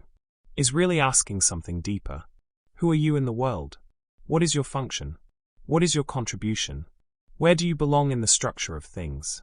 And when the work changes, particularly when it changes radically, when the professional identity that has been built and inhabited and refined over years is suddenly vacated, something much larger than a job title changes with it. The person who has defined themselves as a teacher for 20 years and is no longer teaching. The executive who has built their entire sense of self around a particular kind of authority and competence, and finds themselves without it. The artist who can no longer make the work they were known for. The parent whose identity was built around the raising of children who are now grown and gone. These are not merely practical adjustments. They are identity crises in the most literal sense. The crisis of the liminal, the moment when the old self has been vacated and the new self has not yet been found. Who am I, if not this? This is the question the career shift asks in its deepest register. Not just what will I do next, but who will I be? What identity will carry me forward? What will I say when someone asks me what I do? What will I say to myself, in the private conversation of the inner life, when I reach for my sense of self, and the usual answer is no longer available? The liminal career is not just an empty diary. It is an empty self, or a self that feels empty, that feels without shape or definition, that feels reduced to its bare elements waiting for a new form to emerge. And this is deeply uncomfortable, because we are not taught, most of us, to be comfortable with the unformed self. We are taught, from very early, to have an answer to the question of who we are, to be something definite, to fit into a recognizable category, to occupy a legible role, to present a coherent and consistent self to the world. The liminal state makes that impossible. And the impossibility is not a failure. It is the work of the threshold. Grief does something to identity that nothing else quite replicates. When someone you love dies, particularly someone whose relationship to you was part of the core of how you understood yourself, a portion of your identity dies with them. Not metaphorically. Actually, if you are someone's child, and that someone dies, you are still their child. But the living relationship, the relationship as a daily, breathing, present reality, is over. And the identity that was built in that relationship, sustained by that relationship, defined in part by the specific dynamic of that particular love, that identity has lost its living foundation. You are still a child, but you are a child without a parent. And the difference between those two things is not merely the absence of a person. It is the absence of a context for a part of yourself. The absence of the relationship that told you, in ways both spoken and unspoken, something about who you are. Partners who lose partners. Friends who lose friends. Parents who lose children. Perhaps the most devastating loss of all. The loss that violates every expectation of how time is supposed to move through a life. All of these losses do not just remove a person from your world. They remove a version of yourself. The self that was in relation to that person. The self that knew how to be with them. The self that was shaped, over time, by the specific gravity of that particular love. And grief, the long, patient, non-linear, bewildering process of grief, is in part the process of learning who you are without them. Of slowly, reluctantly, sometimes furiously assembling an identity that can exist in a world they are no longer in. This is the grief liminal. One of the longest and most interior thresholds there is. The self you were with them. The self you are becoming without them. And in between, in the long, aching corridor of grief, a self that does not yet know which way to walk. Recovery, from illness, from addiction, from the long aftermath of trauma, asks for its own radical reconstruction of identity. Because illness and addiction and trauma do not merely happen to an identity. Over time, they become part of it. The person living with serious illness begins to organize their entire existence around that fact. Their time, their relationships, their sense of what is possible, their understanding of who they are and what they can expect from the world. The illness becomes, in a very real sense, identity forming. And recovery, the movement away from the illness, away from the addiction, away from the aftermath of trauma, requires something that is harder than it sounds. It requires the relinquishing of an identity that, however painful, has become familiar. Known. In its own way, safe. Because it is certain. Because it provides a clear and legible answer to the question of who you are and why things are as they are. Recovery asks, who are you without this? And for a long time, in the early stages of recovery, the honest answer is, I don't know. I don't know who I am without this thing that has defined me. I don't know what my days look like without this structure, however destructive. I don't know how to understand myself in a world where this is no longer the central fact of my existence. This is the recovery liminal, and it is underestimated in its difficulty, because from the outside, recovery looks like getting better. Like the hard part being over. Like arrival. Two people walk into the same empty corridor. Same corridor. Same light. Same silence. Same stretch of floor receding into the distance. Same closed doors on either side. Same low electrical hum from the ceiling above. Same space, in every measurable, objective sense. And one of them feels a quiet, spreading calm. A sense of relief, almost. The particular relief of a space that asks nothing, contains no one, makes no demands. The relief of genuine quiet after a long time of noise. And the other feels the hairs rise on their arms. Feels their attention sharpen into something closer to alertness than peace. Feels the space pressing in slightly, the silence less comfortable than charged, the emptiness less restful than watchful. Same corridor. Two entirely different experiences. How? The answer is not simple. And it is not reducible to one person being right and the other wrong. Both responses are real. Both are legitimate. Both are, in their different ways, completely understandable responses to the genuine complexity of the liminal space. But they are different. And understanding why they are different says something important. Not just about liminal spaces, but about the nature of experience itself. About the way the inner world and the outer world meet and combine to produce what we call, simply, how we feel. Start with the body. The nervous system comes in different calibrations. Some people have nervous systems that are by nature and by experience more sensitively tuned, more responsive to ambiguity, to violation of pattern, to the particular kind of environmental uncertainty that the empty liminal space produces. Their threat detection systems are more readily activated. Their bodies respond more quickly and more strongly to the signals that say, something here is not quite as expected. This is not a flaw. In many environments, across much of human history, a highly sensitive nervous system was an enormous advantage. The person who noticed the subtle wrongness of the too quiet forest, whose body was already moving before their conscious mind had processed the threat, survived more often than the person whose system required a more obvious signal. But in the empty corridor of a school during summer holidays, where there is no actual threat, only the violation of the expectation of presence, the sensitive nervous system produces the alert response regardless. The signal is ambiguous. The pattern is broken. The body responds. And the experience is unease. For others, the nervous system does not respond so readily to ambiguity, either by nature, or by the long practice of exposure and familiarity, or by a different calibration of the threat detection system. The empty space reads as simply empty. The violated pattern registers, but does not trigger the alert. The ambiguity is held more loosely, and the experience is calm. Same space, different bodies, different experiences. Then there is memory. Every space you enter carrying the full weight of your history with spaces like it.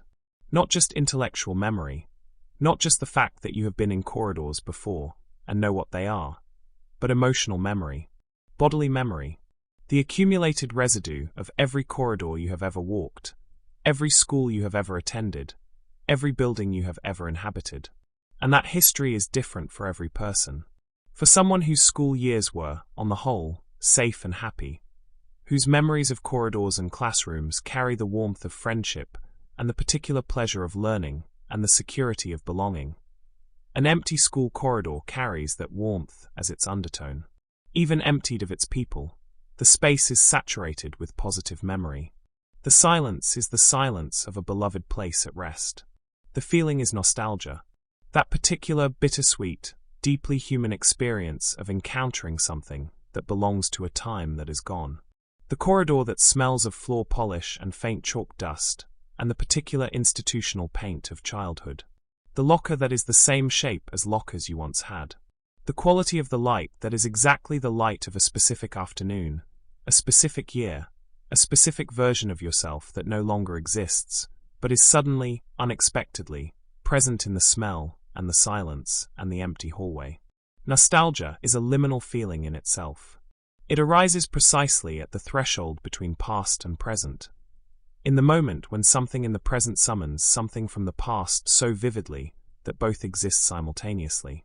You are here, in this empty corridor, in this present moment. And you are also there, in the corridor of 30 years ago, in the body of the person you were, in the life you were living before all the living that came after. 2 times, present at once. The threshold between them made briefly permeable. And the feeling, sweet and sad and slightly vertiginous, is nostalgia. But for someone whose school years were difficult, whose memories of corridors carry the residue of fear, of social exclusion, of the specific vulnerability of a child in an environment that did not feel safe, the same empty corridor carries a different undertone entirely. The silence is not the silence of a beloved place at rest. It is the silence of a place that was once dangerous. A silence in which the old fear is present, not as a conscious thought, but as a bodily memory. A tightening, a vigilance, a readiness for something that is not coming, but that the body remembers expecting. 2 people walk into the same empty corridor. Same light, same silence, same stretch of floor receding into the distance, same closed doors on either side, same low electrical hum from the ceiling above. Same space, in every measurable, objective sense. And one of them feels a quiet, spreading calm. A sense of relief, almost. The particular relief of a space that asks nothing, contains no one, makes no demands. The relief of genuine quiet after a long time of noise. And the other feels the hairs rise on their arms. Feels their attention sharpen into something closer to alertness than peace. Feels the space pressing in slightly, the silence less comfortable than charged, the emptiness less restful than watchful. Same corridor. 2 entirely different experiences. How? The answer is not simple. And it is not reducible to one person being right and the other wrong. Both responses are real. Both are legitimate. Both are, in their different ways, completely understandable responses to the genuine complexity of the liminal space. But they are different. And understanding why they are different says something important. Not just about liminal spaces, but about the nature of experience itself. About the way the inner world and the outer world meet and combine to produce what we call, simply, how we feel. Start with the body. The nervous system comes in different calibrations. Some people have nervous systems that are by nature and by experience more sensitively tuned, more responsive to ambiguity, to violation of pattern, to the particular kind of environmental uncertainty that the empty liminal space produces. Their threat detection systems are more readily activated. Their bodies respond more quickly and more strongly to the signals that say, something here is not quite as expected. This is not a flaw. In many environments, across much of human history, a highly sensitive nervous system was an enormous advantage.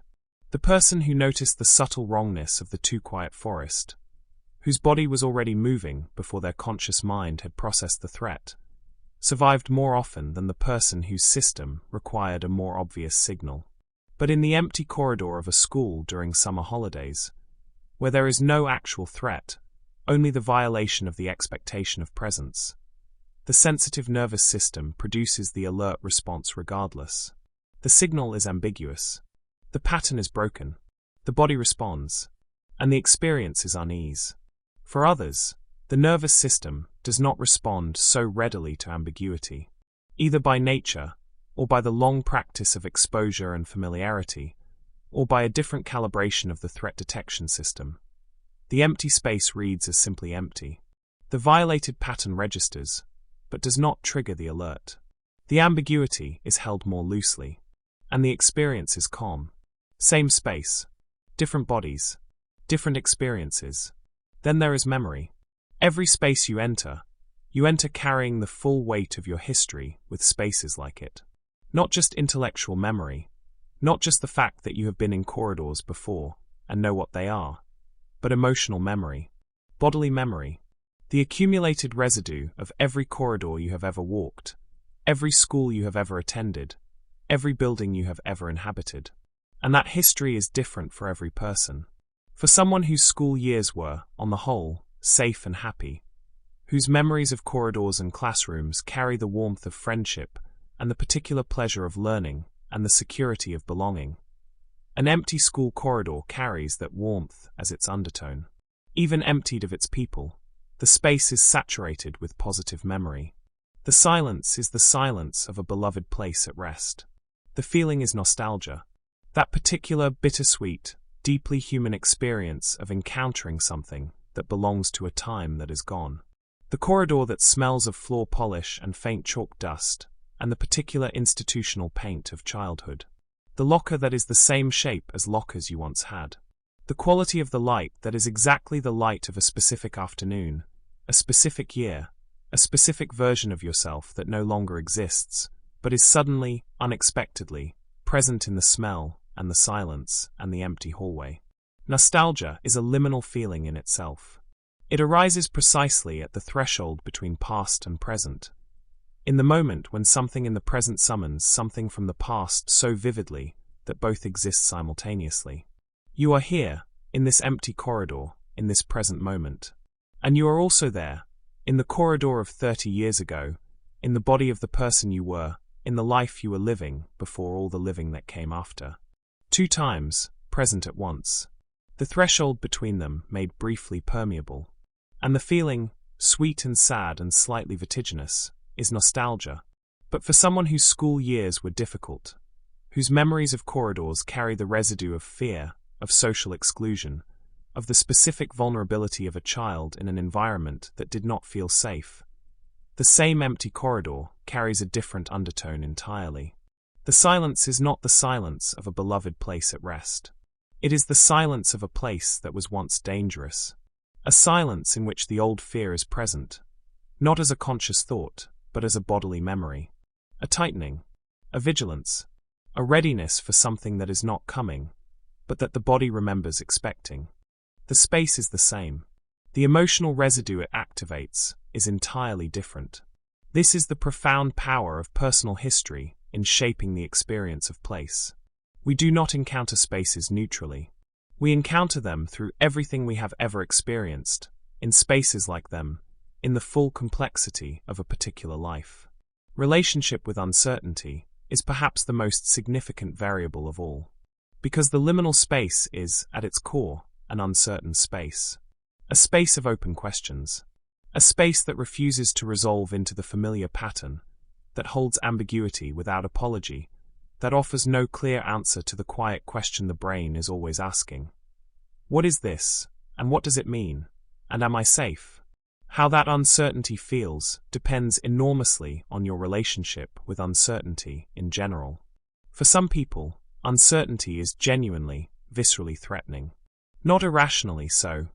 The relationship with uncertainty is formed through experience, and for some people, experience has taught them that the unknown tends to contain danger, that the open question tends to resolve badly, that the unstructured moment tends to be the moment when things go wrong. For these people, the uncertain quality of the liminal space activates a threat response that is proportionate to their history. The ambiguity is not neutral. It is loaded, and the feeling it produces is a version of the old fear, generalized, sourceless, the fear of not knowing what comes next in a life that has given reason to fear the unknown. For others, uncertainty carries different associations. People who have grown up with a secure enough relationship to the unknown, who have learned, through their own experience, that open questions tend to resolve into something manageable, that the unknown does not usually contain catastrophe, may encounter the uncertainty of the liminal space with something closer to interest than fear. The unresolved pattern is not threatening. It is intriguing. The open question is not a source of dread. It is an invitation. And the feeling is not unease, but something more like wonder.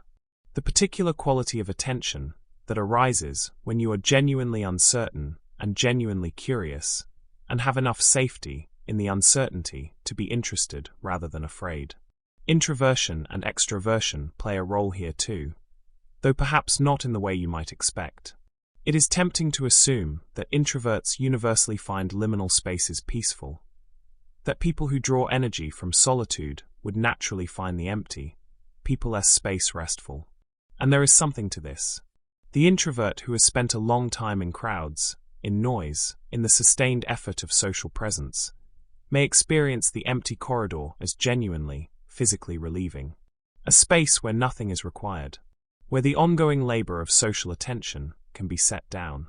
But the relationship is more complex than that. Because introversion is not only about needing less social stimulation. It is also, often, about a rich and active inner life, an interior world that is always present, always generating, always processing.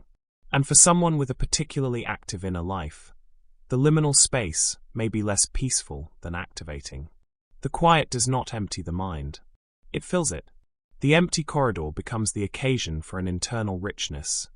Thoughts and images and memories and associations rising in the silence, unbidden, vivid. The space outside is still and empty. The space inside is anything but. This can be experienced as inspiration, as the creative charge of the right conditions, the outer quiet that finally allows the inner voice to be heard. Writers and artists often describe exactly this quality in the empty spaces they are drawn to. The cathedral at closing time. The museum before it opens. The empty street at dawn. The space that is still enough to hear what is usually drowned out. Age shapes the experience profoundly. A child in an empty school corridor is having a different experience than an adult in the same space. Not just because the child is smaller and the corridor is proportionally larger, though that is part of it, and not a small part, but because the child's relationship to the space is different in kind. For the child, the empty school is perhaps primarily an exciting space, a space usually full of rules and structure and adult authority, now emptied of all of that. A space temporarily available for a different kind of inhabiting. The child who has ever been in an empty school will likely remember the particular thrill of it, the sense of getting away with something, of the world turned slightly sideways, of ordinary rules in suspension. For the adult looking back at the same space, or a space like it, the experience is filtered through the distance of years. The corridor is not just a corridor. It is a portal, a place where time does something unexpected, where the present space and the past memory overlap, where the adult self and the child self exist briefly in the same location. And that temporal layering produces a feeling that is uniquely available to the adult. The particular melancholy and sweetness of looking at where you have been from the distance of where you are now. There is also the matter of what you are carrying when you enter the space. The same person can experience the same empty corridor differently depending on the day, depending on the state of the life they are living when they walk into it. Someone in a period of stability and contentment, someone whose narrative is moving forward with a sense of purpose and belonging, may find the empty space peaceful. A pleasant pause, a restful deviation from the ordinary. The same person, in a period of transition or loss or uncertainty, someone whose narrative has paused, whose identity is in flux, whose inner life is already carrying the particular weight of in-between, may find the same space unsettling, may find that the outer liminality of the empty corridor mirrors the inner liminality of a life in transition in a way that is less restful than resonant, less peaceful than confronting. The space holds up a mirror, and what you see in it depends on what you brought to it. Some people are drawn to liminal spaces in ways they cannot entirely explain. They seek them out. They find themselves lingering in empty corridors and deserted stations, and closed swimming pools and parking garages at night.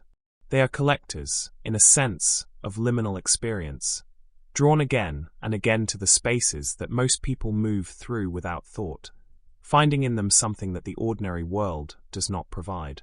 What they tend to describe, when they try to articulate the draw, is something like recognition. A sense that these spaces correspond to something interior, that they externalize a feeling that is otherwise hard to locate or name. That in the empty corridor, or the overnight airport, or the silent mall, the interior experience of in-between, of not quite belonging, of being between selves, of living at a slight angle to the ordinary world, is finally, briefly made visible. And that visibility is a comfort. The world, usually so insistent on fullness and purpose and forward motion, has produced a space that matches the interior weather. A space that says, without words, the in-between is real. It has a shape. It can be walked through and stood in and looked at. It is not a failure of the inner life. It is a genuine condition of existence. For these people, the liminal space is not unsettling. It is home. Or rather, it is the particular home of people who have always felt slightly between. Slightly at the threshold. Slightly more comfortable in the corridor than in the rooms on either side. And there is something beautiful in that. The person who belongs in the in-between, who has made the threshold their dwelling place, not because they cannot find their way to the room beyond, but because they have found, in the corridor itself, a richness and a resonance that the rooms on either side cannot match. Others encounter liminal spaces with dread that is entirely genuine and deserves to be taken seriously. Not the mild, interesting unease of the uncanny. Not the productive alertness of violated pattern, but something more significant. A response that draws on deep wells of fear and memory and the specific history of a particular nervous system in a particular life. For these people, the empty space is not an opportunity. It is a confrontation, a forced encounter with something they have good reason to find difficult, with uncertainty, with aloneness, with the absence of the structure that holds the anxiety at bay. And this response too is valid, completely valid. There is no correct way to experience the liminal space. There is no response that is more enlightened or more psychologically healthy than another. The person who finds peace in the empty corridor is not more evolved than the person who finds dread. The person who seeks out liminal spaces is not more attuned than the person who avoids them. We are different nervous systems with different histories encountering the same space. And the space, indifferent and patient, holds all of our responses equally. What is perhaps most interesting is the middle territory. The response that is neither peace nor dread, neither calm nor fear, but something more ambivalent, something that contains elements of both, that shifts between them as the experience unfolds. The person who finds the empty mall both melancholy and beautiful, who is moved by the deserted swimming pool in a way that is neither comfortable nor uncomfortable, but something that contains both, who stands in the empty airport terminal at midnight and feels, simultaneously, the particular loneliness of the hour and a strange, spreading sense of freedom. This ambivalence, this capacity to hold conflicting responses at the same time, is, in some ways, the most honest response of all to the genuine complexity of the liminal space. Because the liminal space is genuinely complex. It is genuinely both things at once. Both familiar and strange. Both empty and full. Both peaceful and charged. Both an absence and a presence. The person who can hold both, who can stand in the corridor and feel the unease and the beauty without insisting that one must win, without resolving the ambivalence before its time, is perhaps most fully in the space. Most fully in the liminal. Most fully in the threshold.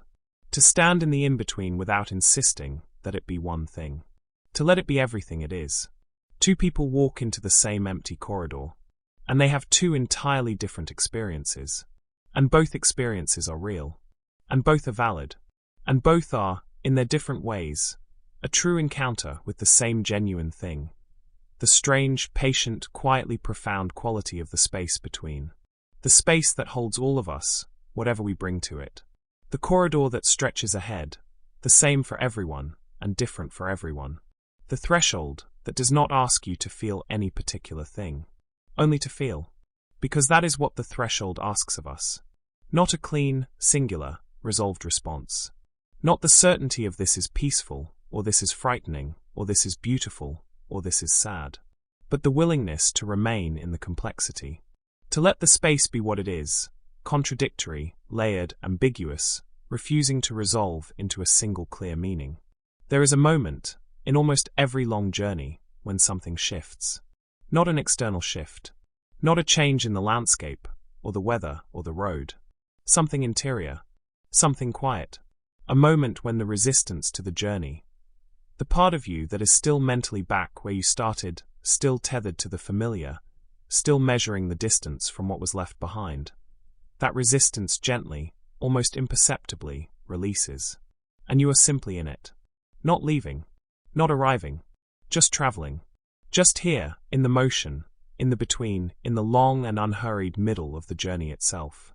And something about that release, that small, interior letting go, changes the quality of everything. The same road, the same distance still to cover, the same uncertainty about exactly how it will feel when you arrive. But different somehow. Lighter, more present. As though the journey, now that you have stopped fighting it, has become its own destination. This is what it feels like to stop fearing the liminal and begin inhabiting it. We have spent a great deal of time, in this journey, understanding the liminal space. Understanding why it unsettles us. Why the brain reaches for resolution and cannot find it. Why the body tightens in the empty corridor. Why the heart feels the weight of the in-between as burden, as something to be endured, to be weighted through, to be survived on the way to somewhere more comfortable. And that understanding is real, and it is valuable. But understanding is not the last word. There is something beyond understanding that the liminal space invites. Something that understanding alone cannot quite reach. A different relationship to the space itself. Not just knowing what it is, but being in it differently. Consider what the liminal space actually is, at its most essential. Not what it feels like. Not what the brain does in response to it. Not the neuroscience or the anthropology or the psychology. But what it simply, plainly, irreducibly is. It is the space between an ending and a beginning. That is all. And that is everything. The space that exists after one thing has concluded and before the next thing has started. The gap between the chapter that is finished and the chapter that has not yet been written. The breath between the last note of one phrase of music and the first note of the next. The pause. And here is something about pauses that we tend to forget, in a culture that does not value them, that is always rushing from one note to the next, from one task to the next, from one identity to the next, filling every gap with noise and motion, and the continuous busyness of a life that is afraid of its own silences. The pause is not an absence of music. It is part of the music. A composer once described silence as the most powerful tool available to a musician.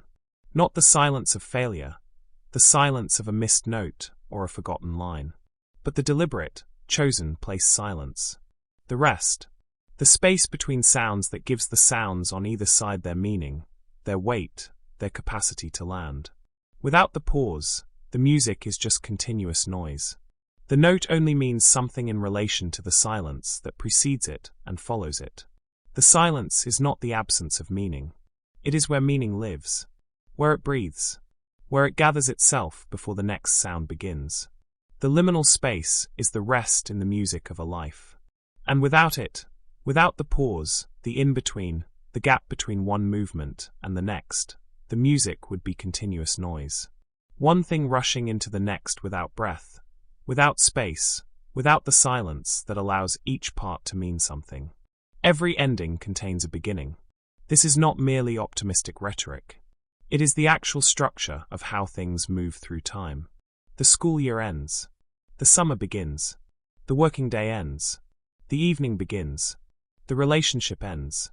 The solitude, with everything it contains, everything it offers, everything it makes possible, begins. The old self ends. The new self begins. And between the ending and the beginning, always necessarily, as part of the structure rather than as an interruption of it, there is the liminal. The pause. The space in which the ending completes itself, and the beginning gathers itself, and the transition between them happens, slowly and necessarily, in its own time. The liminal space is not the obstacle between the ending and the beginning. It is the transition itself.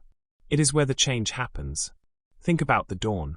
Not the full light of morning, the established, clear, ordinary light of a day fully begun. And not the darkness of night, the deep, certain darkness of the hours before any light has touched the sky. But the dawn itself, the in-between light, the light that is neither night nor day. That particular quality of illumination, the sky moving through colors that do not have adequate names, the light arriving at an angle that it holds for only a few minutes before the sun rises and the ordinary day establishes itself, exists only in the threshold. You cannot find that light in the middle of the day. You cannot find it in the middle of the night. It exists only in the crossing, only in the liminal hour, only in the space between. And it is, most people would agree, among the most beautiful light there is. The most beautiful light is liminal. Photographers know this. They call it the golden hour, the brief window around sunrise and sunset when the light is low and warm and soft, when shadows are long and colors are rich, and everything the light touches looks, briefly, extraordinary. This light exists precisely because of the threshold, because of the angle of the sun at the moment of crossing between day and night. It is the light of the in-between, and it is the most sought-after light there is. The liminal is where the extraordinary light lives. Possibility is the word that lives at the center of the liminal space. Not comfort, not certainty, not the settled, familiar ease of the known, but possibility, the genuine, unscripted, unforeseeable possibility of the unwritten. Think about what the word unwritten actually means. Not blank, not empty, not nothing. Unwritten means not yet written, means containing everything that could be written, means holding, in its openness, every possible story, every possible direction, every possible version of what comes next. The written page has one story on it. The unwritten page has every story. The liminal space is the unwritten page.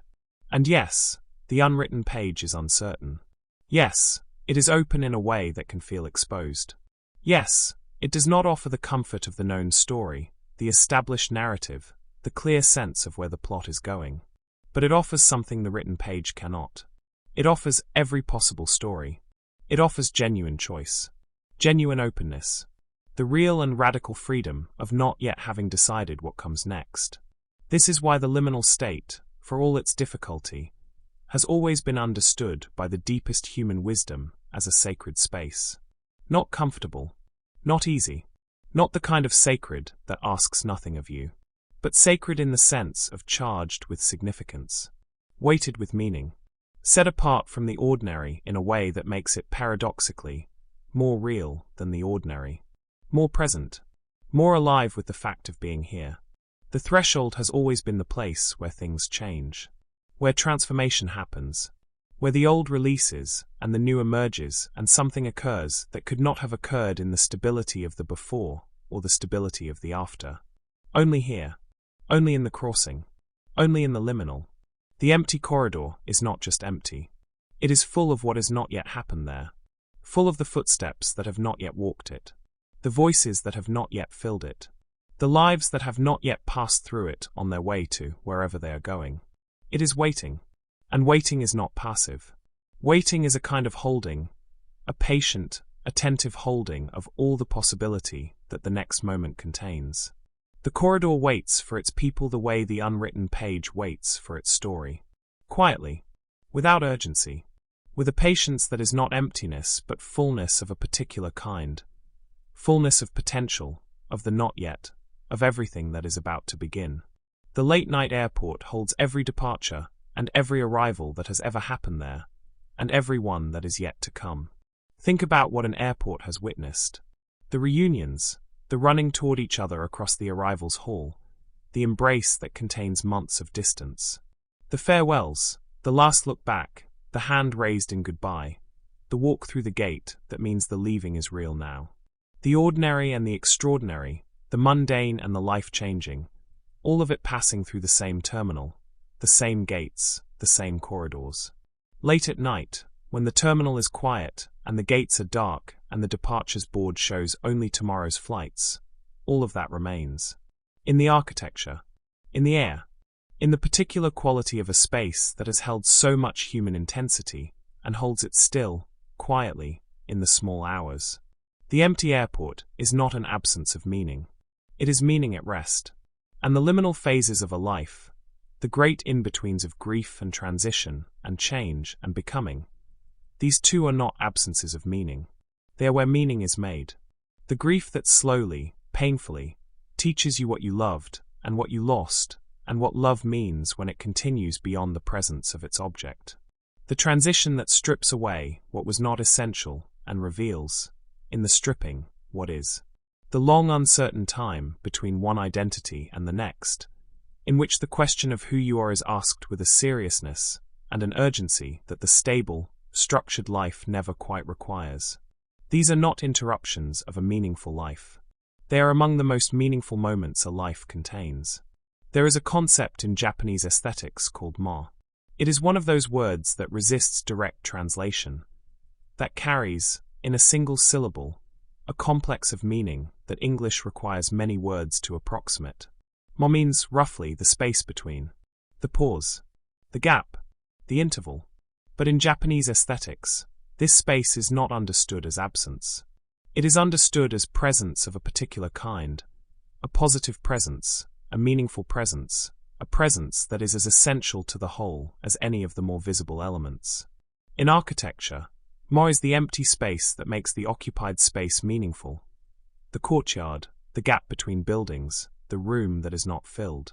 In music, ma is the silence between notes, not the absence of sound but the sound of absence, which is its own kind of sound.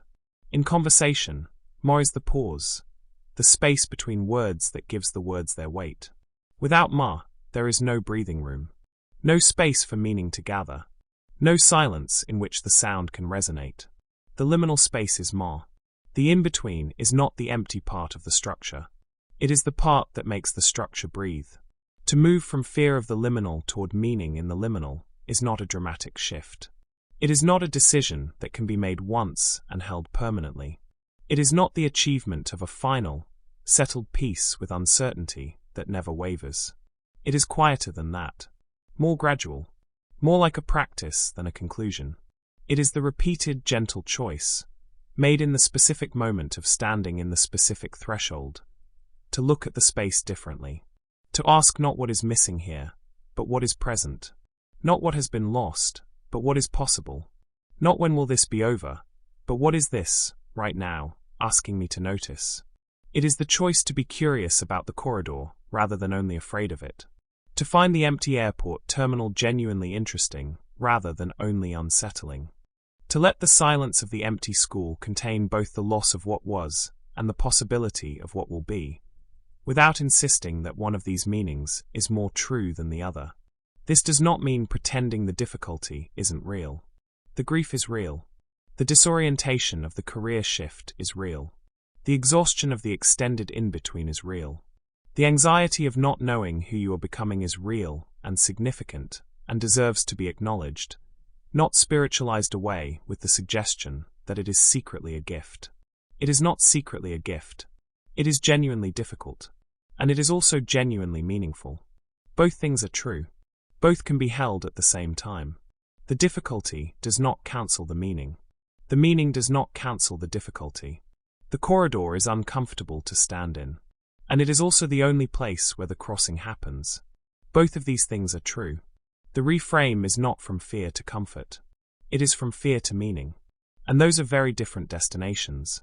Comfort asks the difficulty to stop. Meaning asks what the difficulty is for. Comfort wants the corridor to be a room, warm and furnished and full of the familiar. Meaning understands that the corridor is a corridor, that it goes somewhere, that the going somewhere is the point. Meaning does not require the in-between to be pleasant. It requires only that the in-between be understood as part of the whole, as necessary to the structure, as the pause that makes the music possible. You are, in whatever threshold you currently inhabit, between an ending and a beginning. The ending is real. What has been left behind is genuinely behind. The chapter is genuinely closed. The old self, the old role, the old certainty, these are genuinely gone. There is no pretending otherwise. No forcing of false continuity between what was and what is now. And the beginning is real too, even when it cannot yet be seen. Even when it is entirely, uncomfortably unknown. Even when every attempt to imagine it produces only uncertainty. It is real. It is assembling itself, even now, in the liminal space you currently occupy. From the materials of everything you have been, and everything you are in the process of learning, and everything the threshold is, in its own patient way, teaching you. You cannot see it yet, but it is real. And the space you are in right now, the in-between the uncertain, the suspended middle of the crossing, is not wasted time. It is not dead time. Not empty time. Not the unfortunate gap between the life you were living and the life you will live. It is alive. It is the most alive it can be, in fact, because it is unwritten. Because it is full of possibility in a way that the written chapters are not. Because it is the dawn, the golden hour, the light that only exists in the crossing. It is the rest in the music. It is the necessary space, the interval that makes the whole thing breathe. The empty corridor is full of possibility. The late-night airport holds every arrival that is coming. The silent school is waiting for September. The unwritten page holds every story. And you, standing in your particular threshold, in your specific and unrepeatable in-between, you are not lost. You are not broken. You are not failing to arrive. You are in the crossing. And the crossing is not nothing. It is the whole point. Between who you were and who you are becoming, there is this space, this light, this particular, extraordinary, unrepeatable moment of the in-between. And it is not empty. It never was. We have walked a long way together, through empty corridors and late-night airports, through the psychology of the uncanny and the anthropology of the threshold, through identity and grief and creativity and the particular, patient wisdom of the in-between. We have named the feeling. We have understood it. We have sat with it long enough to find, underneath its strangeness and its discomfort, something that resembles meaning. And now, gently, without rushing, without any sudden shift in the quality of the light, we turn towards something practical. Not because the philosophical is over, not because the meaning has been extracted and the thinking is done, but because the most complete kind of understanding is the kind that can be carried. The kind that has weight and shape and can be held in the hand and taken with you into ordinary life. Into the specific threshold you are currently crossing. Whatever that threshold is. The first thing. The simplest thing. And in some ways the most powerful. Name it. When the disorientation comes, when the familiar feels slightly wrong, when the ground feels less solid than it did, when the anxiety rises without a clear source and the narrative of your life feels paused in a way that is uncomfortable and hard to articulate, name it. I am in a liminal space. I am in a transition. I am in the threshold between one phase of my life and the next. The old chapter has ended, and the new one has not yet begun, and I am, right now, in the in-between. This is not a small thing. The act of naming an experience, of finding language for something that was previously just a feeling, formless and therefore harder to manage, changes its quality. Not immediately, not completely, but meaningfully. Named things are less frightening than unnamed things. Named things can be worked with. Named things have edges, and things with edges can be held. When you name the feeling, when you say, even quietly, even only to yourself, this is liminality, this is what it feels like to be between, you are doing something important. You are recognizing the experience for what it is rather than fighting it as though it were something else. You are stepping back, just slightly, from the experience and seeing it whole. And in that small act of recognition, something shifts. The feeling does not disappear, but it becomes slightly more possible to be in. Keep simple routines. This may sound mundane after everything we have discussed, after the philosophy and the poetry and the depth of the liminal. But the mundane, in the threshold, is not a retreat from wisdom. It is wisdom. Because the liminal state, as we have explored, strips away structure. And some structure, small, simple, daily structure, is necessary for the nervous system to function without constant background alarm. The body needs anchoring. The mind needs a rhythm it can lean on when everything else is uncertain. Not a rigid schedule. Not a demanding, optimized, productivity-oriented routine that adds its own pressure to an already pressured time. But something simple. Something gentle. Something that says, quietly, every morning, here is one thing that is the same as yesterday. Here is one familiar sequence. Here is a small piece of the ordinary in the midst of the extraordinary. Coffee made in the same way. A walk taken at the same time. A simple meal prepared with attention. The window opened in the morning. The light turned on in the evening. These are not trivial. In the threshold, the small ritual of the ordinary is a form of self-care that runs deeper than it appears. It is the body being told, reliably and repeatedly, "You are here. You are real." The day has a shape, even now. Even in this. Use small rituals to anchor your day. Different from routine, though related. Where routine is the background rhythm, the reliable sequence of the ordinary day, ritual is the deliberate, conscious, meaning-laden act. The small gesture that marks a moment. That says, "I am here in this day, and I am paying attention." It need not be elaborate. The morning cup of tea made slowly, with full attention, not while also scrolling, not while also thinking about the day ahead, but just the tea, just the warmth of the cup, just the steam and the quiet. That is a ritual. The candle lit at the end of the working day. The brief walk before sleep. The few sentences written in a notebook before the day begins. Not anything in particular, not a task or a plan, just whatever is present, written down, made real in ink. These small rituals do something important in the threshold. They create moments of genuine presence. Moments where you are fully here, in this specific day, rather than lost in the anxiety of the uncertain future or the grief of the changed past. They are anchors. Small, reliable, personal anchors.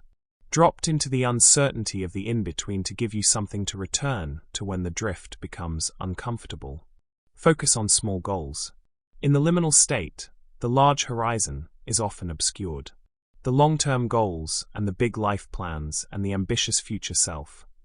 These belong to a clarity that the threshold does not always offer. And reaching for them when they are not visible can produce a particular kind of despair. The despair of not being able to see far enough ahead. So bring the horizon closer. Not permanently. Not as a resignation from larger ambition. But as a practical, compassionate adjustment to the conditions of the threshold. What is the goal for today? Not this year. Not this decade. Today. To get outside for 20 minutes. To make one phone call. To read one chapter. To cook one meal from real ingredients. To write 3 sentences. To clear one surface. To say one true thing to one person. Small goals in the threshold are not small ambitions. They are acts of enormous practicality. They create forward motion on a scale that is actually achievable in the conditions you are currently in. And forward motion, however small, however incremental, count as one of the most demoralizing qualities of the liminal state, the feeling of standing still. You are not standing still. You are doing the thing. The small, specific, achievable thing. And each small thing done is a thread in the new structure. A brick in the foundation of what is being built in the threshold, even when the building is not yet visible. Practice mindfulness. Stay present. This word, mindfulness, has been used so frequently, in so many contexts, that it risks feeling worn. Like a concept that has been handled too much and has lost some of its original texture. So set the word aside for a moment, and just consider the thing itself. The liminal state tends to pull in 2 directions at once. Backward, into the grief and the memory of what has been left behind. Forward, into the anxiety and the uncertainty of what has not yet arrived. And the present moment, the actual specific sensory present, gets lost between those 2 pulls. The practice is simply to return to it. Not to achieve some sustained state of enlightened presence. Not to banish the thoughts of past and future. Just to return, when you notice the drift, to the actual experience of right now. The sensation of your feet on the floor. The temperature of the air in the room. The sound that is present if you listen for it, traffic or birdsong, or the particular quality of silence in the place where you are. The weight of your body in the chair. The breath, moving in and out, which has been moving in and out this entire time without requiring anything from you. Here. Now. This. The threshold has a tendency to dissolve the present in favor of past and future. The mindfulness practice, however informal, however imperfect, is the practice of insisting, gently and repeatedly, on the present. Of returning to it as often as necessary. Of finding, in the actual sensory texture of this specific moment, something to stand on. Reframe uncertainty. We have talked about this at length, in the larger philosophical sense. But it is worth bringing it down to the practical, daily, specific level. Because reframing is not a one-time achievement. It is a repeated practice, a choice made again and again, in small moments, about how to interpret what is happening. When the uncertain thought arrives, I don't know what comes next. I don't know who I am becoming. I don't know how this resolves.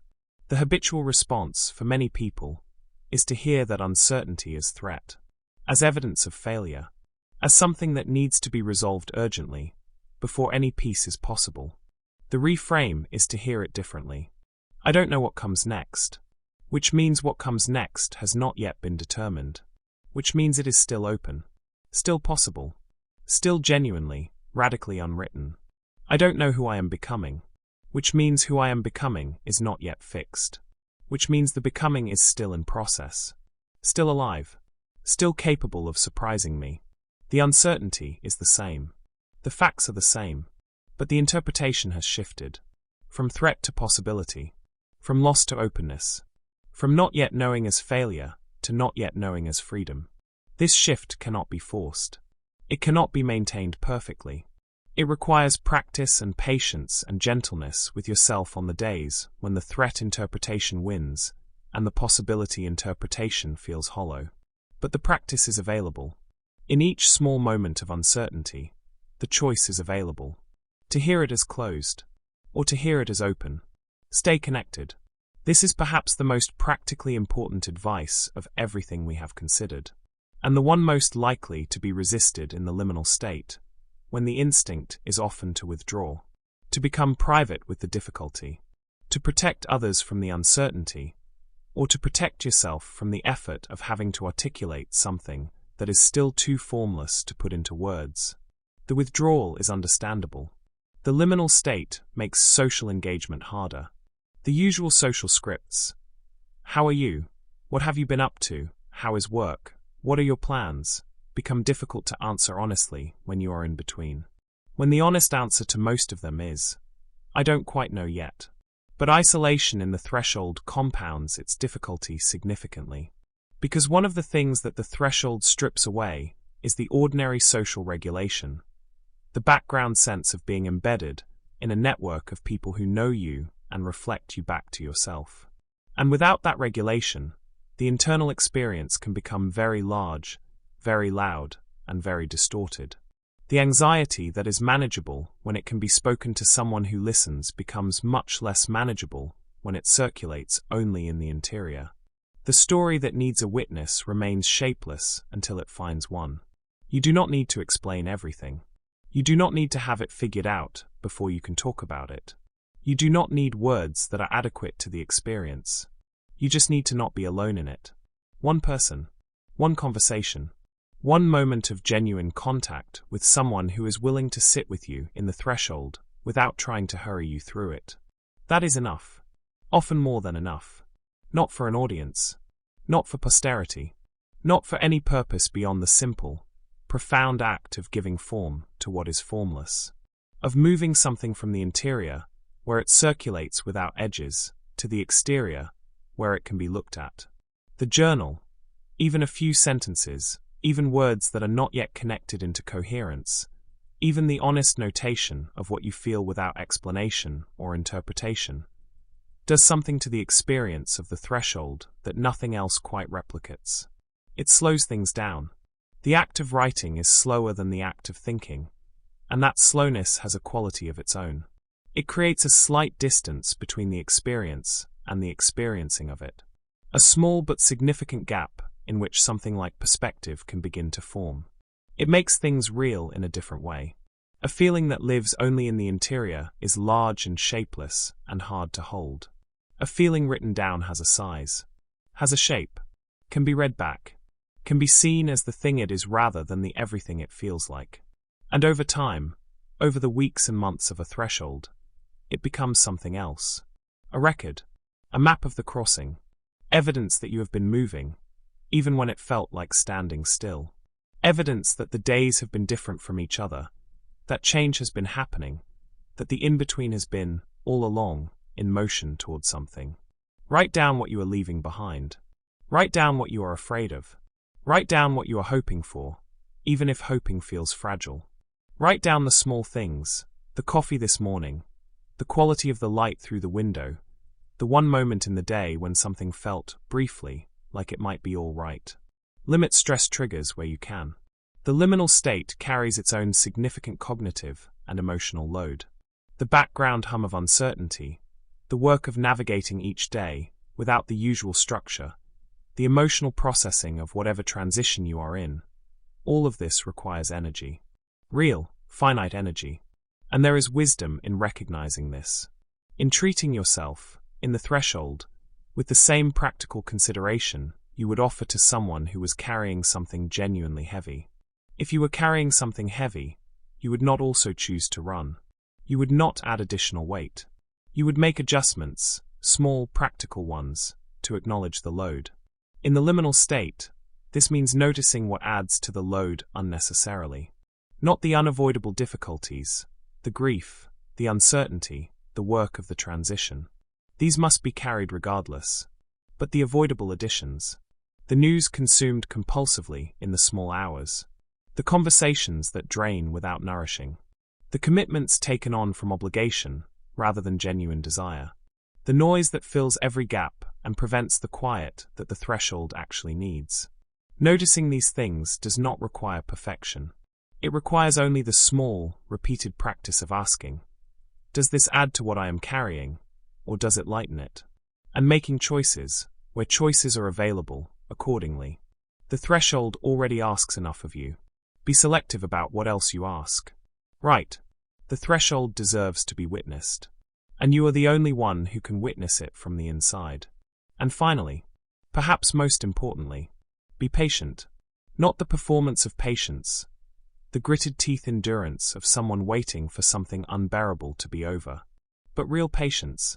The kind that comes from genuine understanding of what the threshold requires, and a willingness to give it what it requires. The liminal state has its own duration. It cannot be hurried without being damaged.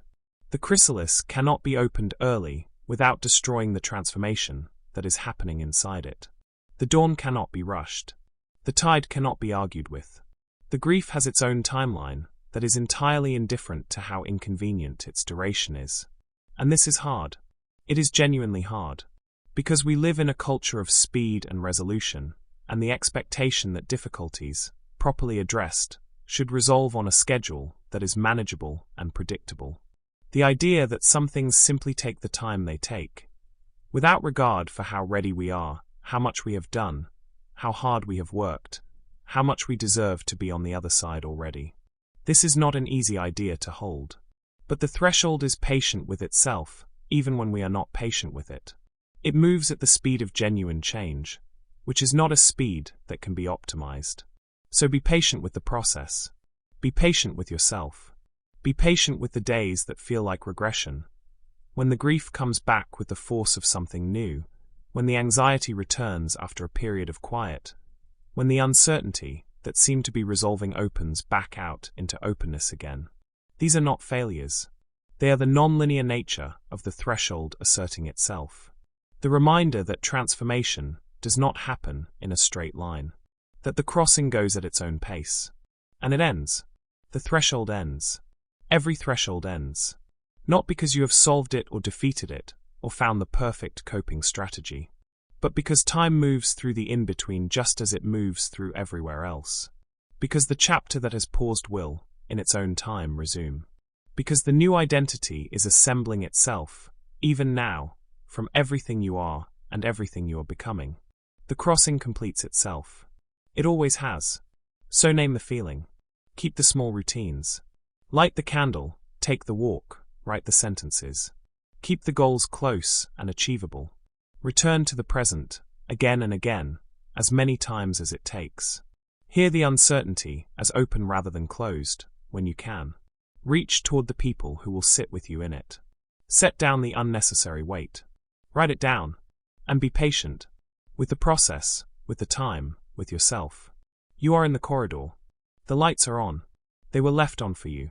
The floor stretches ahead, clean and quiet, reflecting the ceiling back at itself in that strange doubling that corridors do. The doors on either side are closed. But they are not locked. The space is silent. But it is not empty. It is full of everything that has passed through it, and everything that is yet to come, and you, right now, in the middle of the crossing, which is exactly where you are supposed to be. You are not lost. You are in transition. And transition, however uncomfortable, however disorienting, however long, goes somewhere. It always goes somewhere. You have been here before. In other corridors. In other thresholds. In other in-betweens that felt, at the time, like they might last forever and did not. That felt, at the time, impossibly uncertain and resolved, eventually, into something you could not have predicted, and could not have planned, and could not have found from anywhere except the place you were standing. The in-between got you there. This one will too. So rest now if you can. Let the corridor be quiet around you. Let the uncertainty be what it is. Not a problem to solve tonight. Not a question that needs answering before sleep.